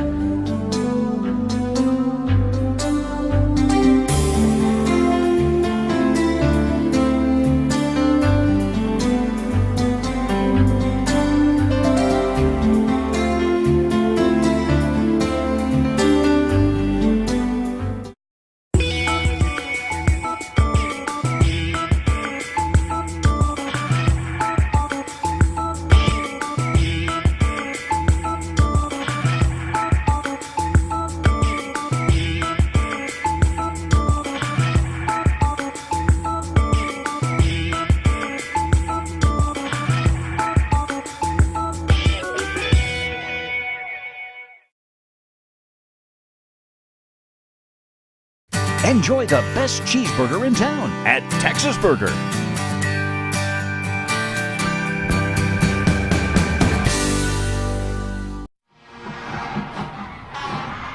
Their stud receiver, Blair Conrad, an even 100 yards and a score on 9 grabs tonight. 27-yard pass from his quarterback Robertson, capping an 80-yard drive in 2:07 in 7 plays. Dr. Pepper, the official drink of Fanville and Trans Global Productions Game of the Week, brought to you in part by Hoke and Thorpe CPAs and Odessa Regional Medical Center. So the Broncos are going to return the kick. They've got an opening. They've got an opening all the way out to the 41-yard line, close to the 42, and great field position as now they trail on the scoreboard for the first time tonight. And guess who on the return, Barry? Charles McClure again getting up inside and finding an open space to put the Broncos in business at their own 42. Now, you don't have to panic here offensively, Barry. Stay within what your game plan is or what adjustments you've made at halftime. But you've got to have a sense of urgency offensively right now. Yeah, you just need to, need to block better and need to run the ball better. So they're going to try to get outside. Can't quite do it. It gets tripped up and then rode down to the turf by Charlie Robinson.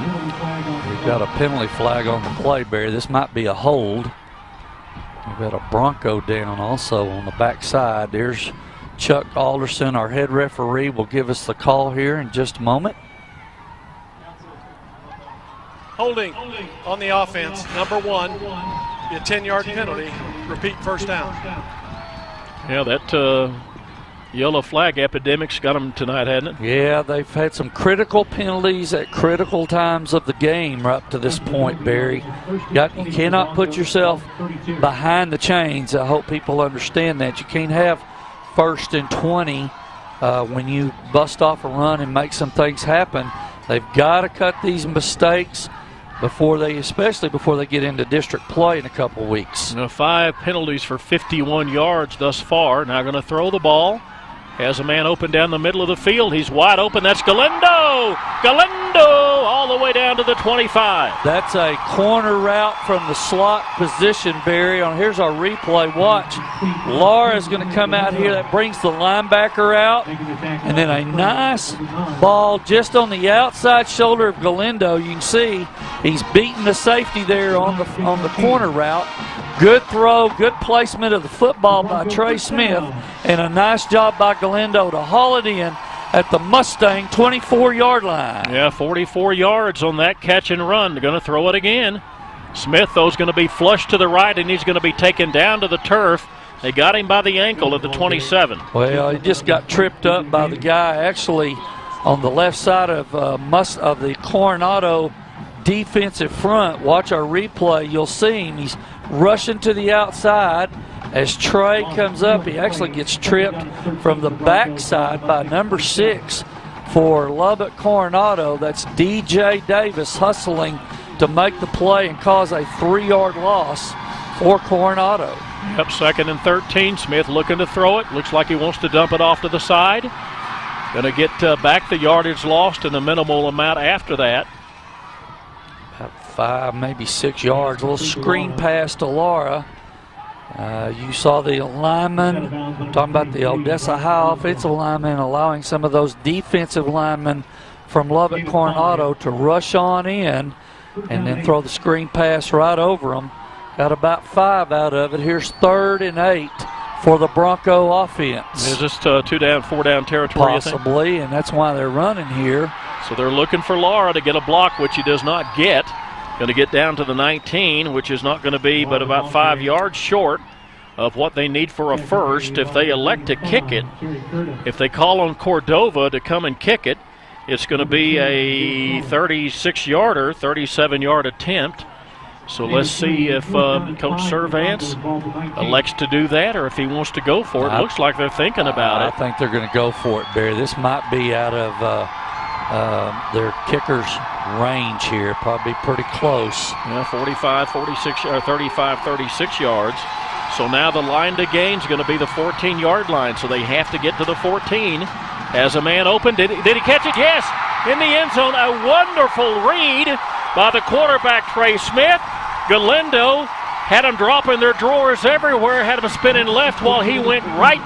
And Galindo, for the 2nd time tonight, is in the end zone for a Bronco score of 19 yards. That's the corner route again, Barry, that he ran down here to this side. He just ran it to the far sideline, the far end zone.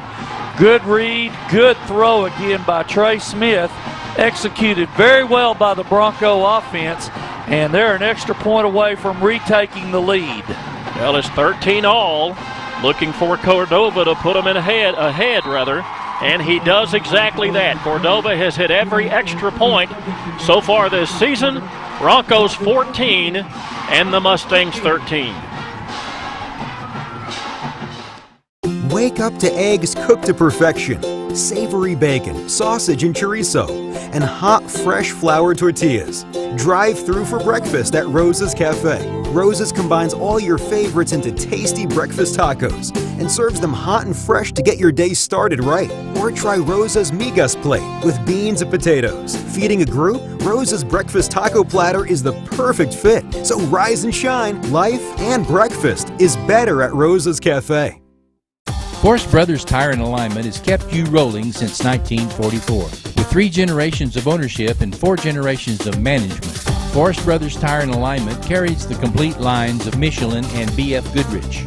And we offer more than just tires, be it brakes or shocks. Your vehicle's best friend is Forrest Brothers Tire and Alignment. With 24-hour road service, you can count on us for all your tire and automotive needs. Forrest Brothers Tire and Alignment, with the largest fleet of service trucks in West Texas.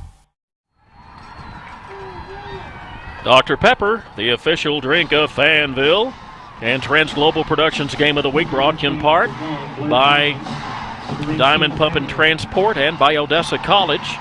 Well, Julian Galindo tonight, 4 catches, 84 yards. His best of the year was 1 catch for 38 last week. He had 2 catches for no yards the first week. Well, he's busted out tonight, 4 for 84 and 2 TDs of 19 yards each. Broncos have the lead after the 5-play drive of 68 yards and took 2:28 off the clock. And I'm sure that watching your reaction that you liked what you saw on that drive. Well, it was a great answer by the Odessa High offense that I said they needed to do. At that point, Barry, they executed 2 beautiful pass plays to Galindo from Smith, the same route just to opposite sides of the field.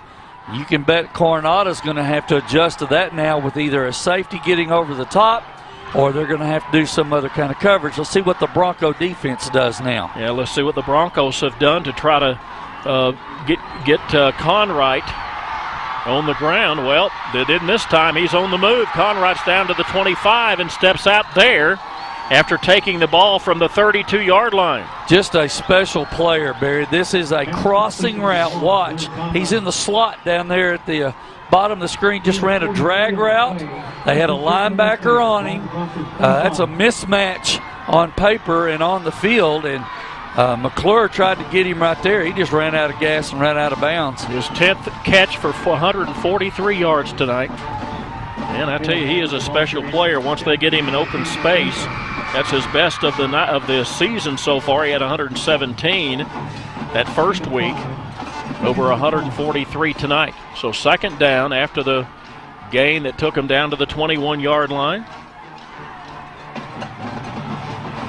A little stop and go down here. Wow, he just put a move on Ochoa down here at the goal line. Stop and go route.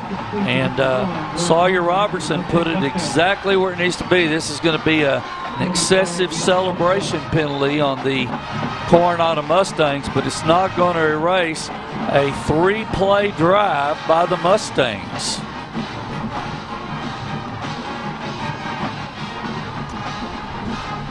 After the score, unsportsmanlike, number 1 of the offensive team, a 15-yard penalty enforced on the kickoff.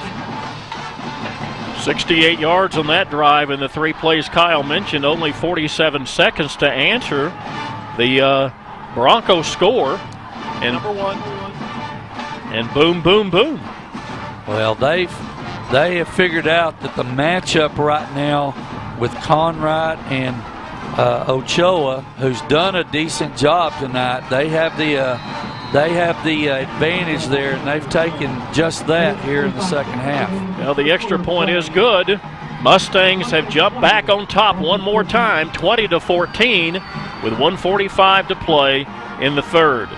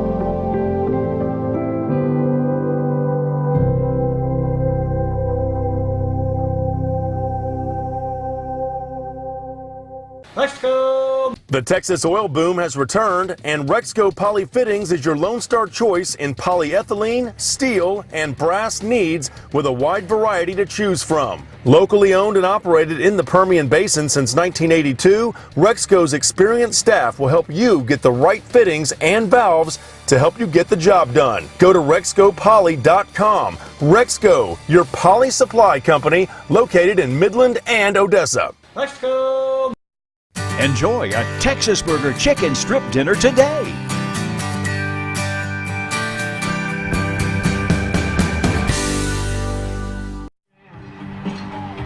Dr. Pepper, the official drink of Fanville, in the Transglobal Productions Game of the Week, brought to you in part by the Nimbus Drinking Water Systems and Forest Brothers Tire and Alignment.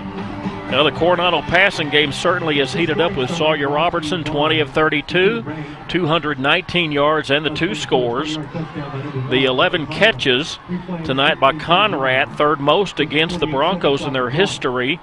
Billy Harris, back in 2005, also with Lubbock Coronado, had 19 catches, 172 yards and 1 score that night. Chris Cordova of Las Cruces, New Mexico in 2005 had 12 receptions. Tonight, Conrad 11, and we still have a quarter and a minute 45 to go. Yeah, and you can sure bet down here on the Broncos sideline they're talking about how they're going to adjust to that. They've got to find an answer because they've unleashed the beast, so to speak, with Mr. Conrad. You know, the return for the Broncos is going to be another masterful return inside the 50-yard line. No yellow flags anywhere. So now the Broncos one more time will have to answer. They played so well defensively in that first half and locked them down to really little or nothing, but then the beast got loose, and here we go. Yeah, they have figured out their adjustment, as I said, and now Odessa High's got to do the same thing. Maybe run a little clock here. You got to score and give your defense time to talk about how they're going to adjust down here. Yeah, that was a beautiful pass play a moment ago for the score by the Broncos. Quarterback Trey Smith is going to keep it. Going to have a good run down inside the 30 to the 29-yard line for a gain of 21. Quarterback design run here. Watch, going to fake the pitch and then get right up inside. Finds an opening to the right there. Good blocking by the middle of that Bronco offensive line. And Trey runs out of bounds at the Coronado 28-yard line. So they're going to give him 20 on the run from the 28. First and 10. He has the solo back there with him.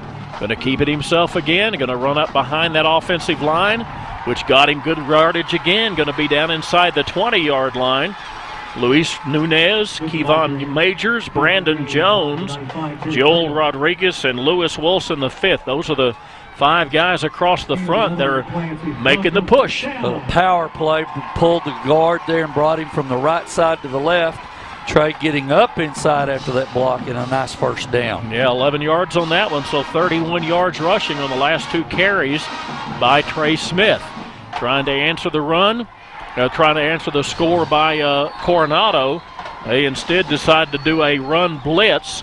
Conrad's in there along with the defensive lineman Davis, and nowhere to go. Barry called it perfectly. A design run blitz by their linebacking core of the Mustang defense. Just shot the gap and almost took the handoff from Smith to Laura right there. Good job of taking care of that ball, even though it was a 2-yard loss. Final 23 seconds of the quarter. Laura finally loose.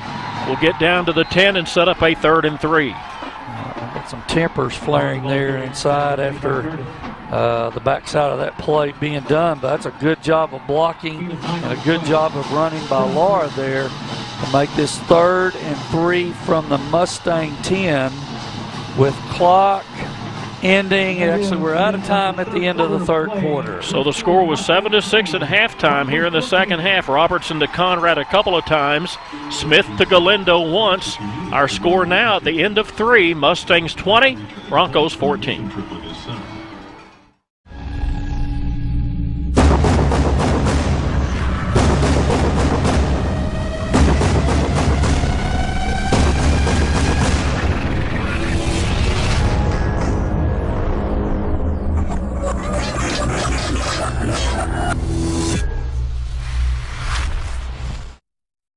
BCM and Associates Incorporated, the oil-filled undertaker. BCM provides turnkey services to plug and abandon oil and gas wells in the Permian Basin. BCM has 7 highly trained plugging crews based in Odessa and Hobbs, New Mexico.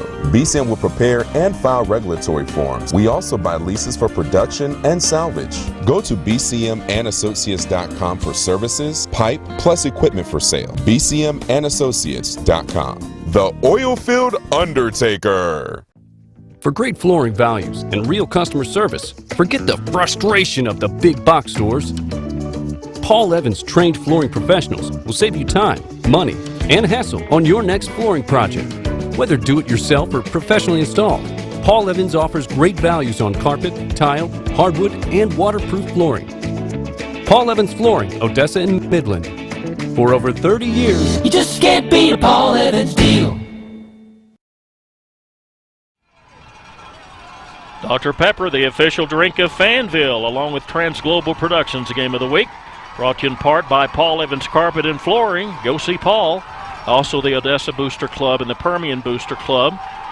Throwing the ball tonight, Smith is 11 of 21 for 162 and 2 TDs. Laura's had a tough time tonight. He's carried the ball 16 times for 42 yards. And so now it's 3rd and 3 from the Mustang 10-yard line. They trail 20-14, so a field goal will draw them close, but not get them the lead. Smith, though, looks like he's going to barrel into the end zone. Did he? Yes, he did. Yes. So from 10 yards out, Trey Smith into the end zone for the Bronco touchdown. His 3rd rushing score of the year, his first in a couple of weeks, as he didn't score last week. And the Broncos answer with another TD of their own. Design quarterback power or draw play to get Trey up into the line. Good job of blocking inside. And boy, once it got to the 2-yard line, he was going to run over the first white jersey he saw. It's exactly what he did. Well, let's see if we can get Cordova's extra point.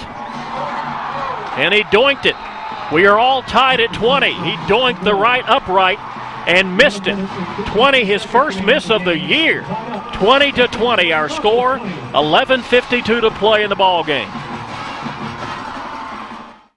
From the creators of Dr. Pepper comes the story of a town where every day is Saturday and everyone is a fan.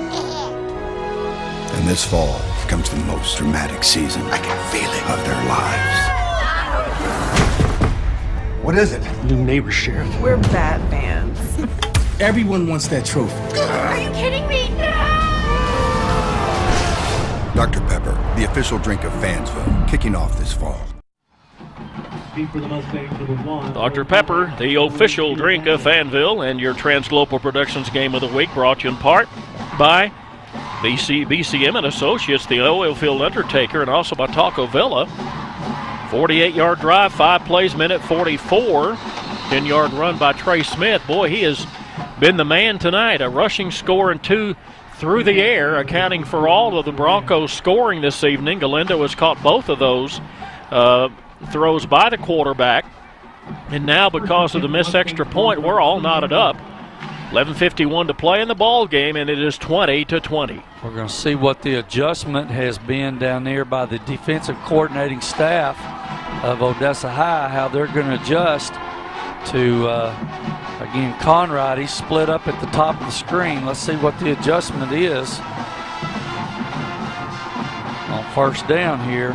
There's the stop and go. Yep, tried to hit the ball inside very quickly to the receiver and just doinked off his hand. That was Davis. I think Xavier Minhares might have got his hand on that ball, Barry, from his outside linebacking position.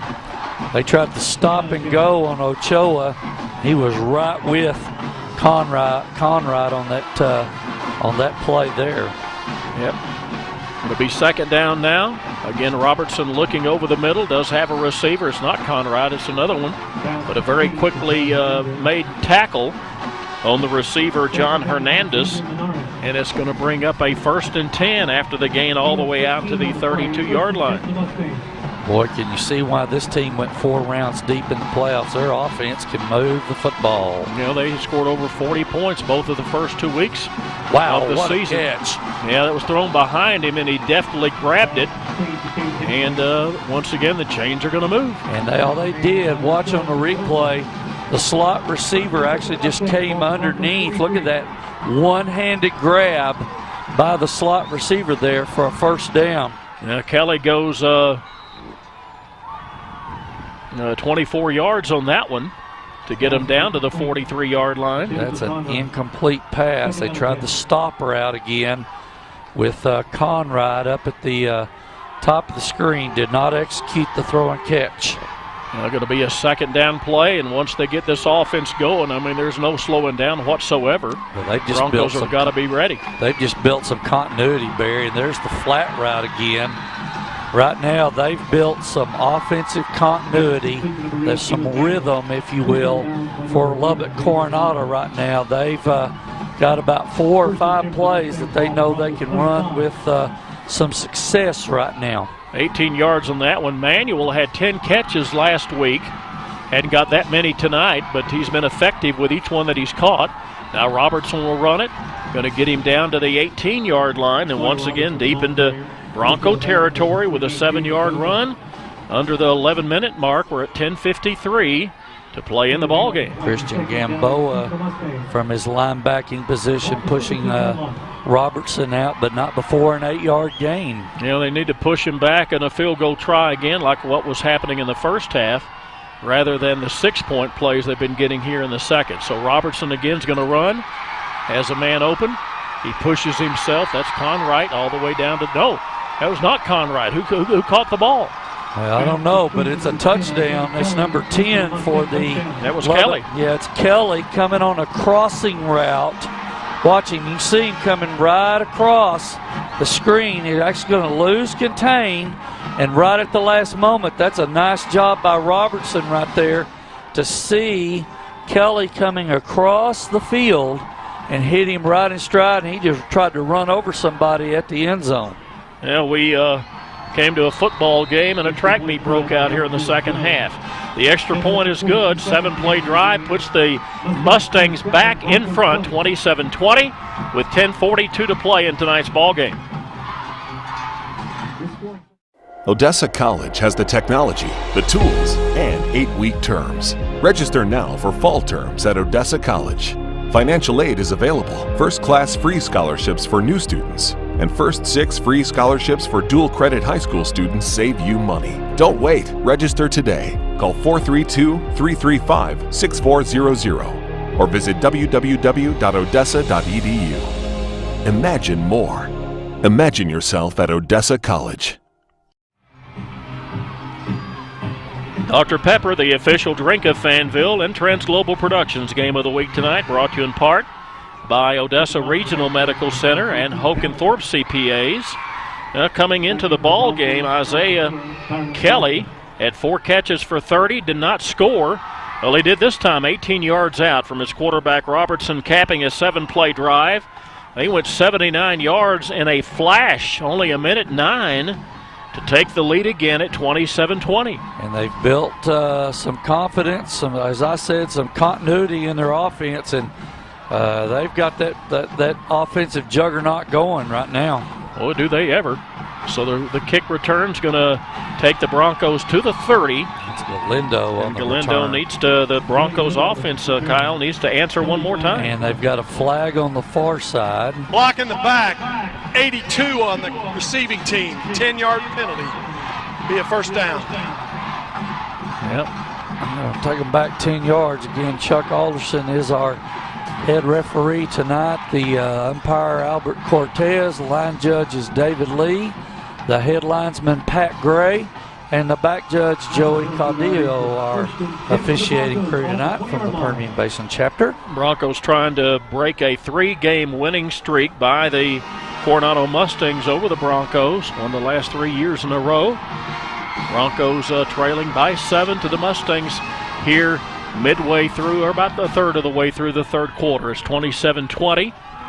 Going to hand the ball off inside. Laura does have some running room and gets about 5. Good work up front by the Bronco offensive line of Nunez, Majors, Jones, Rodriguez, and Wilson getting the job done there for 5 yards. You don't have to change a thing. Stay in your game plan and get back down and score another touchdown. Well, they have the 3 wideouts here to the right, 1 to the left. Laura's going to come this direction. He'll have close to the first down.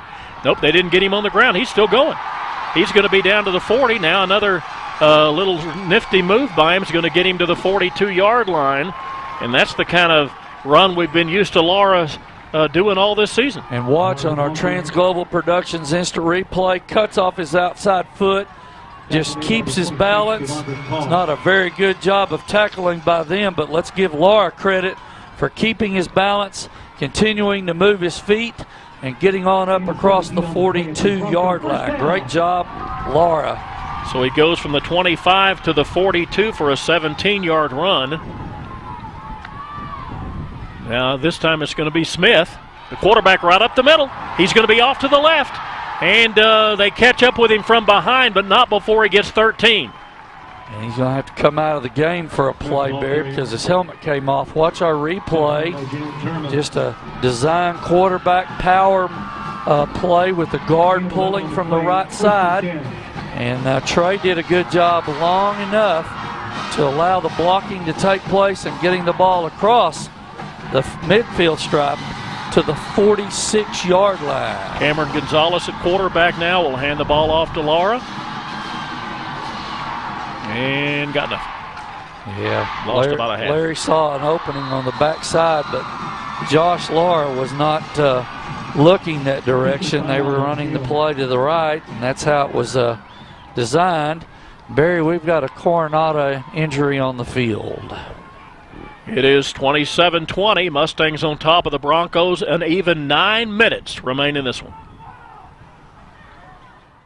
Diamond Pump and Transport LLC specializes in oil field transportation. We are locally owned and operated and do business in the Permian Basin and West Texas areas. We also provide hot oil service, acid pumping, water hauling, tank cleaning, and other types of oil field transport and hauling services. We invite you to call us today. Diamond Pump and Transport LLC, 432-617-8084. BCM and Associates Incorporated, the Oilfield Undertaker. BCM provides turnkey services to plug and abandon oil and gas wells in the Permian Basin. BCM has 7 highly trained plugging crews based in Odessa and Hobbs, New Mexico. BCM will prepare and file regulatory forms. We also buy leases for production and salvage. Go to bcmandassociates.com for services, pipe, plus equipment for sale. bcmandassociates.com. The Oilfield Undertaker. Dr. Pepper, the official drink of Fanville in the Transglobal Productions Game of the Week.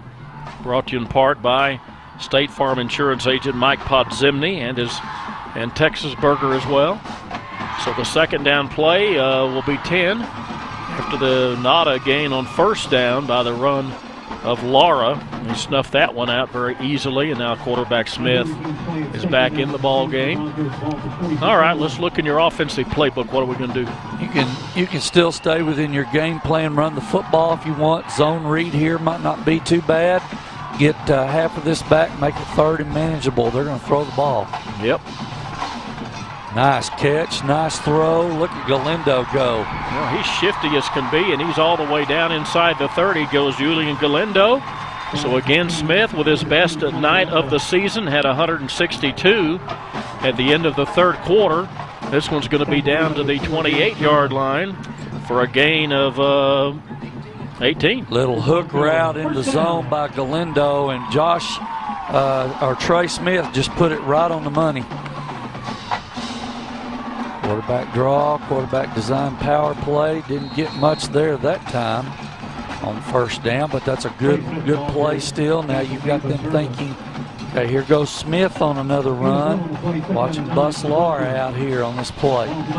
So second down and 9. They got 1. That was a good spot to get them the 1 yard. So let's see if they line up and throw the ball. Where is Galindo? He is here on the right side.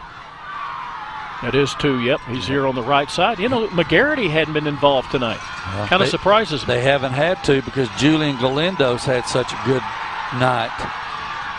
Well, he throws this one out of bounds. He had him open there at about the 7-yard line. Going to bring up a very important 3rd and 9 play as they need to get inside of the Mustang 8. Trey would like to have that yard line. Yeah, Trey would like to have that pass back because it was open down here on the sideline. Yep, he had run them deep and then cut off the pattern and came back, and it would have been a 1st and 10, or actually be a 1st and goal from inside the 8-yard line. So now they need to get to the 18. They need a full 9 on third down, trailing by 7 now, 27-20. 7:42 to play in the ball game. Oh, look at there. Nice call. Nice call, Dean Garza, from the offensive coordinator. They decide on 3rd and 10. Coronado is thinking pass, and they run Laura right off the right side here. Watch this hole right there. I mean, that is a gaping hole for Laura to get through. And he runs it all the way down to the 14-yard line. That was a 13-yard gain. Now Smith looking to throw. Looks like looking for a man deep, and it's going to be picked off, I believe. There's a penalty play, so it may not count.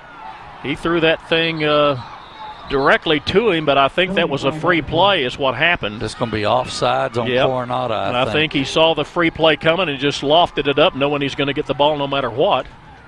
See Chuck Alderson talking with the referee over here. Offsides on the defense. A reprieve there for the Bronco offense, a free play, so to speak. Word of the day. 5-yard penalty. Still first down.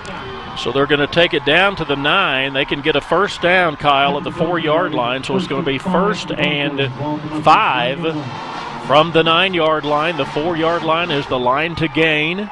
I'm dialing up 26 here, Barry. Now if they're blocking like they were a moment ago, 26 to get in the end zone. How about 4? And 4 gets nothing. Yeah, they read that pretty well there. Had it had outside contain off like maybe the defensive end or the linebacker there. They did a good job of just bottling that play up for really nothing. Well, it's going to be the 10th play of the drive that started back on their 20-yard line after the penalty on the kickoff. Started at the 10:35 mark. We're down to 6.5. So they've had the ball about 4 minutes or so here late in the ball game. The final 6 minutes and 19 seconds of the fourth quarter. Very quickly throws the ball out here to the right. Ooh, he did get in. What an effort right there, Barry, by number 5 for the Odessa High Broncos. That is Auden Almonte. Watch him here. This is just a quick little throw out to the slot receiver. He's going to work his way up the field, and watch right here. He just spins, keeps his balance, actually lays across the Mustang defender and gets the ball across the end zone for another Odessa High touchdown. Would you believe Almonte's first reception of the season? And it goes for a 9-yard score. And now the all-important extra point by Kane Cordova. This time is true to the mark. And we again are tied at 6:10 to play in the ball game. Our Broncos 27, the Mustangs 27. Be back to Ratliff in a second. Wake up to eggs cooked to perfection, savory bacon, sausage and chorizo, and hot, fresh flour tortillas. Drive through for breakfast at Rosa's Cafe. Rosa's combines all your favorites into tasty breakfast tacos and serves them hot and fresh to get your day started right. Or try Rosa's Migas plate with beans and potatoes. Feeding a group? Rosa's breakfast taco platter is the perfect fit. So rise and shine. Life and breakfast is better at Rosa's Cafe. Let's go! The Texas oil boom has returned, and Rexco Poly Fittings is your Lone Star choice in polyethylene, steel, and brass needs with a wide variety to choose from. Locally owned and operated in the Permian Basin since 1982, Rexco's experienced staff will help you get the right fittings and valves to help you get the job done. Go to RexcoPoly.com. Rexco, your poly supply company located in Midland and Odessa. Let's go! Dr. Pepper, the official drink of Funville, and Friends Global Productions Game of the Week brought to you in part by Medical Center Hospital, Complex Community Federal Credit Union, and Rosa's Cafe and Tortilla Factory. Galindo tonight 5 for 121 and 2 touchdowns. Quarterback Trey Smith, 13 of 34, 2 interceptions, but 3 touchdowns to go with his 189 yards. That last drive, Smith threw his 3rd of the night, this one to Almonte. His first catch of the season, goes for a 9-yard score, capping an 80-yard drive in 10 plays, and they took 4.5 off the clock. And so now 6:05 to play in the ball game, and we are all knotted up And there's two things we need here on this drive, or one of two. One is a stop. That means forcing a punt, or the other is going to be a turnover. We'll take the turnover and not the one we want for breakfast. And, oh, looky here. Watch out. Watch out. Little quick wide receiver screen, and he just busted it. That's our man Conrad again, the all-everything wide receiver for Coronado right now. He just took a little quick screen pass, busted it up the sideline all the way down to the 32. Watch. The two inside receivers are going to block. Going to get right up in that alley right there. And Charles McClure tried to get him, but boy, here are the Mustangs again. I tell you what, number 3, Parker Cherry just saved a touchdown for the Odessa High Broncos on that run right there. Now that run's going to take him down to the, inside the 25, inside the 20 to the 17-yard line. The defense has got to suck it up here, try to get a stop. You don't want to let him in the end zone. Well, there's one.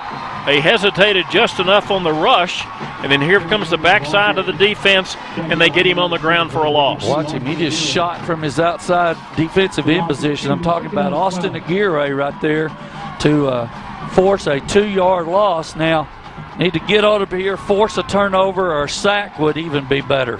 Yeah, turnover, one way or the other. I take the turnover. So Robertson looking to the right. Misread his route by the receiver Conrad, and it's going to bring up now a 3rd and 12. And boy, this is the play of the game right here. 3rd and 12 from the Bronco 19-yard line. The line to gain is going to be the 7-yard line, so they have to keep the Mustangs on the south side of the 7-yard line. Robertson very quickly looking back, throws it over the middle, and a good tackle there. Just a great tackle there, and I think, again, that was, guess who?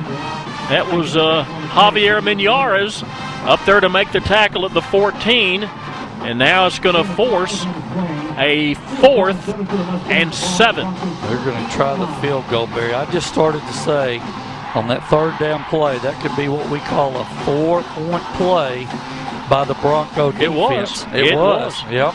They did what they needed to do, and now if they can hold them to an extra point, the offense of the Broncos has been clicking here of late, and a touchdown will put them in front and hopefully use up all of the clock. So Cooper Hamilton will come on to try to hit his 3rd of the night, and he does from 32 yards away. So the 32-yard field goal has the Mustangs back on top of the Broncos, 30-27, 4:17 left in the ball game.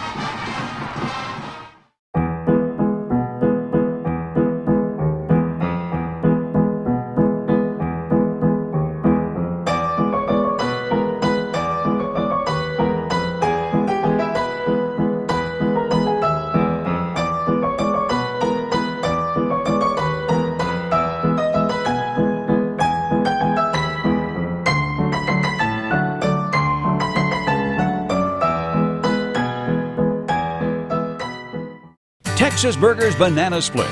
A banana never had it so good.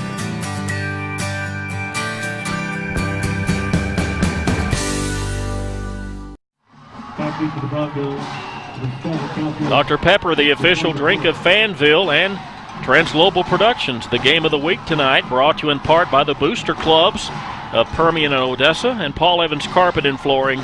Go see Paul. We're going to talk about defensive MVPs for the Broncos here in just a second. I know Kyle's got some names to choose from, and Yaris one of them. So the kick return is going to get the Broncos out to the 28. So they have 72 yards to take the lead tonight. That return by Caulfield. Well, this is, again, a big offensive series here for the Broncos now. You've held them to 3.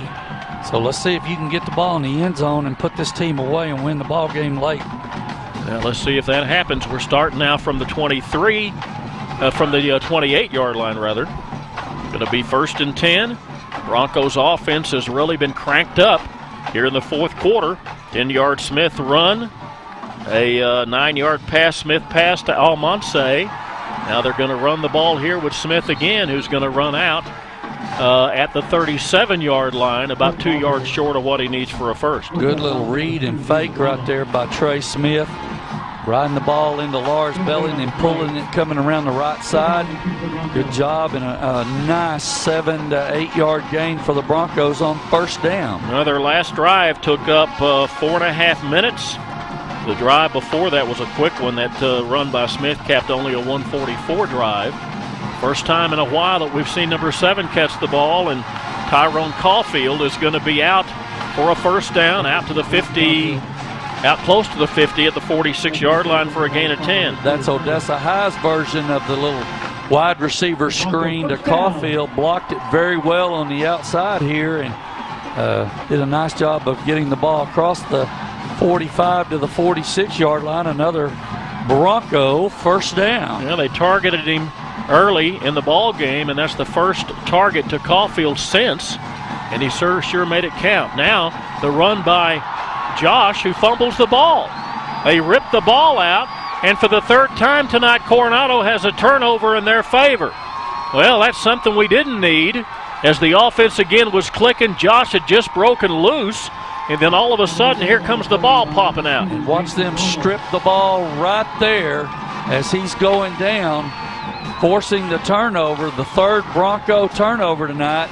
Now the defense has to step up and make a play, and they'll have to use their 3 timeouts to stop the clock and get the ball back. Man, that could be the play of the game right there. Could be. As the defense was able to strip out the ball from the normally sure-handed Josh Lara. That's something we haven't seen from him, but they just saw something and they ripped it out of there.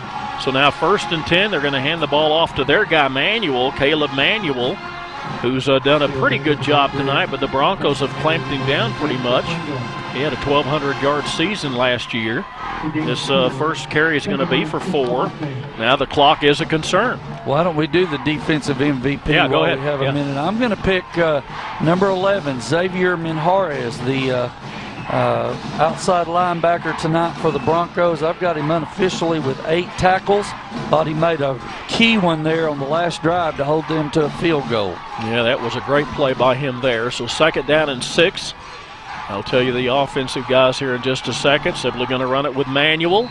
Manuel's going to be up near the 50-yard line. My offensive player of the game is going to be Julian Galindo, who scored twice tonight, had 5 catches for 121 yards. And a breakout game for him. Smith was 13 to 34 for 189 and 3 TDs. So Julian Galindo, my Dr. Pepper player of the game. This is a big 3rd down here, Barry, with the ball, with the clock running. See if they try to get the ball into Conright's hands right here. Yeah, 3rd and 2. Of course, it wouldn't surprise me at all if they just simply hand the ball to Manuel and say, come on, Caleb, get us 2 yards. They're going to take their own timeout. Yep, 2 minutes to play. Timeout, Coronado. So we are at the 2-minute warning. It's 30 to 27. Mustangs have the lead. Broncos were driving and coughed the ball up, now have to play defense. 3rd and 2 when we come back. E&E Service and Supply is your leader in well service supplies and rig packages. We manufacture oil savers, rod transfers, rod strippers, pipe wiper blocks, weight indicators and pads, rope sockets, drop valves, guy line blocks, swab mandrels, fishing tools, slip cylinders for Advance, BJ, and Giberson, and a whole lot more. Please come by E&E Service and Supply at 3501 Brazos. Texas Burger's all-beef chili cheese dog. Get one today.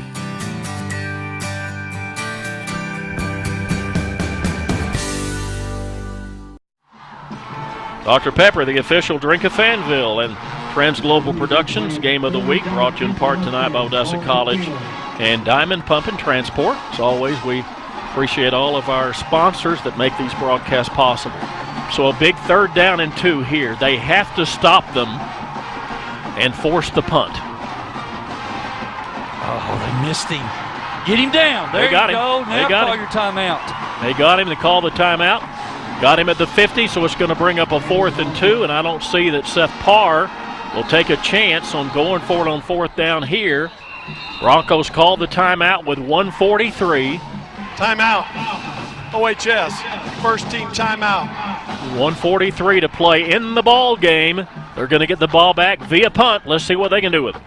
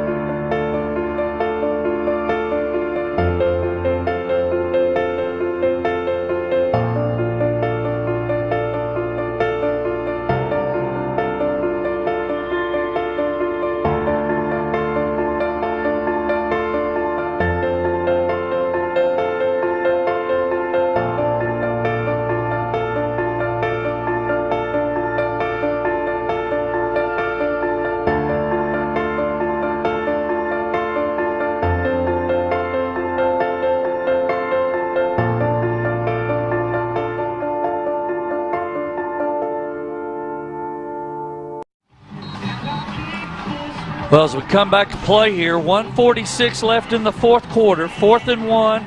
Lubbock Coronado has a 3-point lead with possession at their own, at the Bronco 49. They're lining up to go for it. You have to make sure you don't jump off sides here. Don't get drawn off and give them a free 5. And if they go for it, you've got to be able to make sure and make the tackle right here. Yeah, they've got the running the Wildcat. Yep. It's going to be Conrad running the ball, and I don't think he got it. I don't know. It's going to be close. Larry, what do you think? They ran the Wildcat.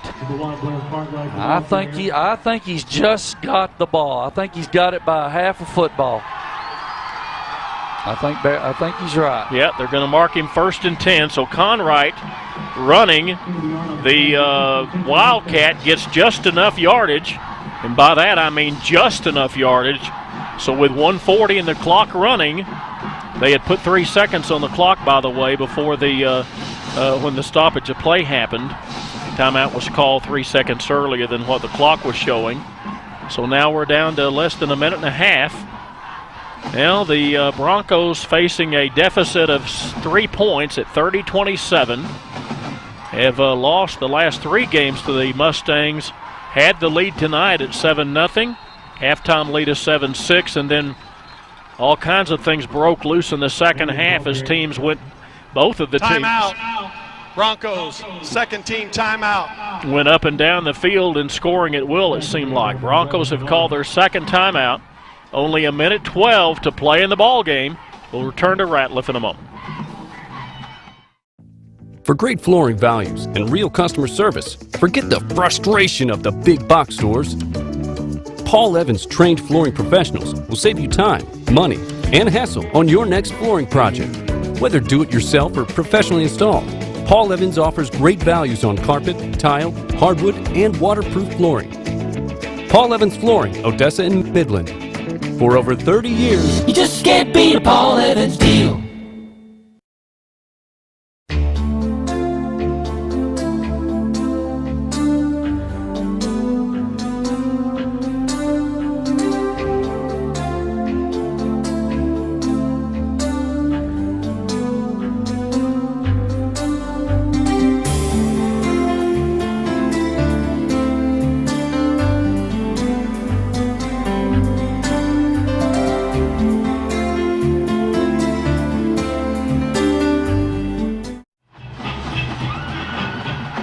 Back at Ratliff Stadium, the final minute and 12 seconds of the ball game. The Lubbock Coronado Mustangs came back from a 7-0 deficit and a 7-6 deficit to lead this one now with just over a minute to play by 3 at 30-27. They're coming off a loss last week in double overtime to Lubbock Cooper. Broncos coming off a shellacking at Buckeye, Arizona, 63-7. And now we face a 2nd down and 8. And they're going to be close to a 1st down after that run. They are going to have 1st down. It's offsides on Odessa High, but I think Coronado will take the run. Yes, and run the clock out. Offsides on the defense. Lined up in the neutral zone at the snap. Be a 5-yard penalty. Still 2nd down. Result of the play, 1st down.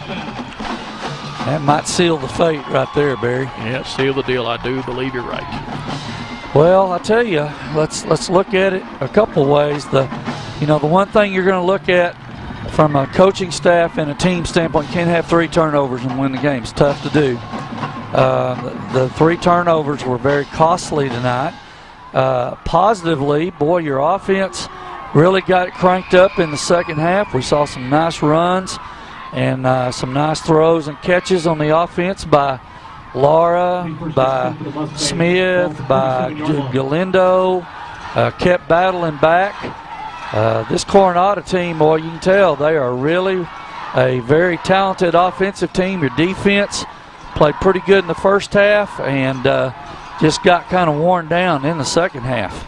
Well, I was impressed by the Broncos battling back, as you mentioned. I think that was the big story of the game that I liked. The 3 turnovers I didn't like because you can't win many games doing that. But overall, a lot to like. I think the defense, they played a heck of a ball game against a great receiver, 12 catches. They let him have the 12 for 194 unofficially. But what a night. Yeah, it's been kind of, as you said, it's been kind of a track meet the second half. Both offenses really exploited the weakness that the defenses were showing and giving up. It will be 3rd down and a half a yard. Timeout, OHS. Okay. So we'll take the timeout with him with what? Correction. He does not want a timeout. All right, so we have no idea what we're doing. So 1:05 to play in the ball game. Apparently the timeout was not taken, and so the clock is stopped at 1:05. It's going to be second and less than a yard. He said it was going to be third. He said down. third. Yeah, he did. It's just second. Still says second across the way, but it Now is they third. want to take the penalty, 5 yards, and second down. Oh, so here's the deal. So Coronado is going to take the 5-yard offside penalty instead of the run. That way you force Odessa High, and you keep the clock running here is what's going to happen.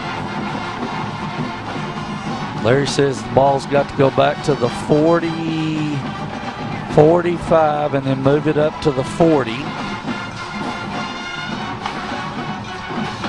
Going to make it, what, 2nd and 3? Be 2nd and 3 from that point.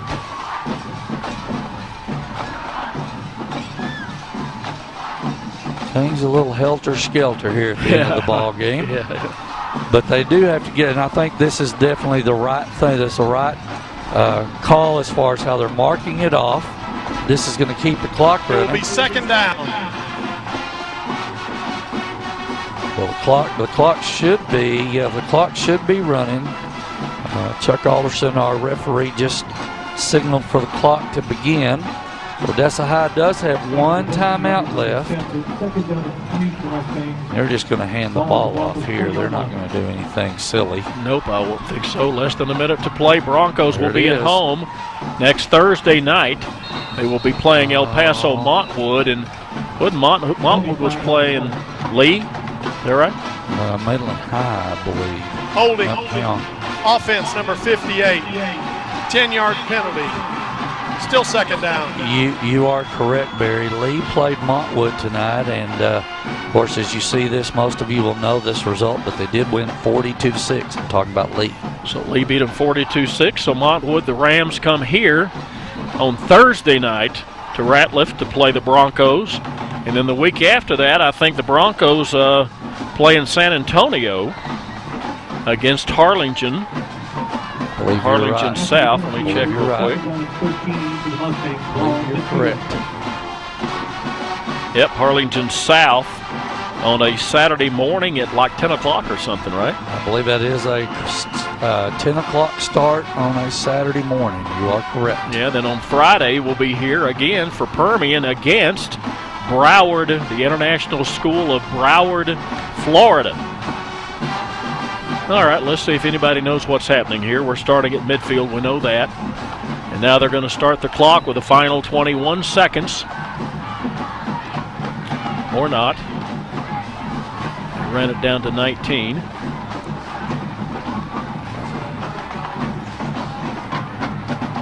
Not Charles.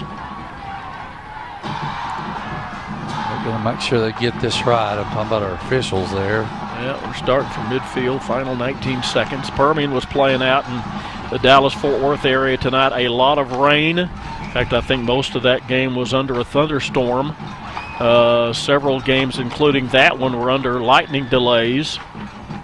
My niece's stepson's game was halted in the second quarter. In fact, they were halted for well over an hour. 3 seconds on the clock. Wow, that's a lot of time. Yep, so they're saying that 14 seconds ran off. The offended team, by rule, has the decision whether to run the clock or not after a penalty in the final minutes. By rule. The offended team.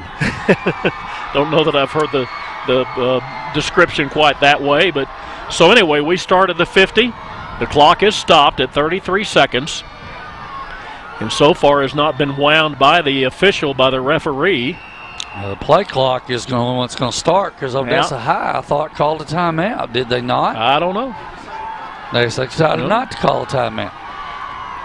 I have no idea. So the victory formation now for the Lubbock Coronado Mustangs. Sawyer Robertson, the sophomore quarterback, going to simply take the ball and take a knee. Oh, that's a late hit. That's a late hit. It sure is. Larry's exactly right. That's not a very good penalty. You want him down so you can use that timeout because it still says they have a timeout. But this is going to be a first down. Personal foul, late hit, 15-yard penalty, first down. Can't have that mistake, Barry. Just cannot. And those penalties, that's another thing that's hurt Odessa High tonight at times is the penalties and the turnovers. I'm sure Coach Servance and the staff will definitely address that issue as they get ready for a short week to play another ball game. As you said, on Thursday night, they have 85 yards, according to Larry, our crack statistician there. Well, wasn't the ball at the 50? Yeah, but it's a 15. Yeah, 5-yard difference. Yeah. Ball was at the 50, should have been marked at the 35 instead of marked at the 40, unless there's somebody brings that up. This will be the last play of the game. Probably will be, as the clock now is down to 10 seconds. So your final thoughts? Well, again, I'm like you. Proud of the team for not quitting, continuing to battle back, continuing to put themselves in a position to win the game. Again, just can't have the turnovers and the penalties. They'll get that cleaned up this week, no doubt about it. Dr. Pepper, the official drink of Fanville, and Transglobal Productions Game of the Week, produced and directed by Bob Bailey. Debbie Bailey handles replay. Our cameras tonight up top, Jason Barrage and Grant Barrage. Justin Oakes in the north end zone, Robert Carrillo in the south, Pete and John Delgado, our grips. And now for Larry Thornhill, for Kyle Hubbard, Barry Sykes saying thank you for being with us. Interesting night tonight, but the Broncos do fall to a final to the Lubbock Coronado Mustangs. Our final score tonight, Mustangs 30, Broncos 27.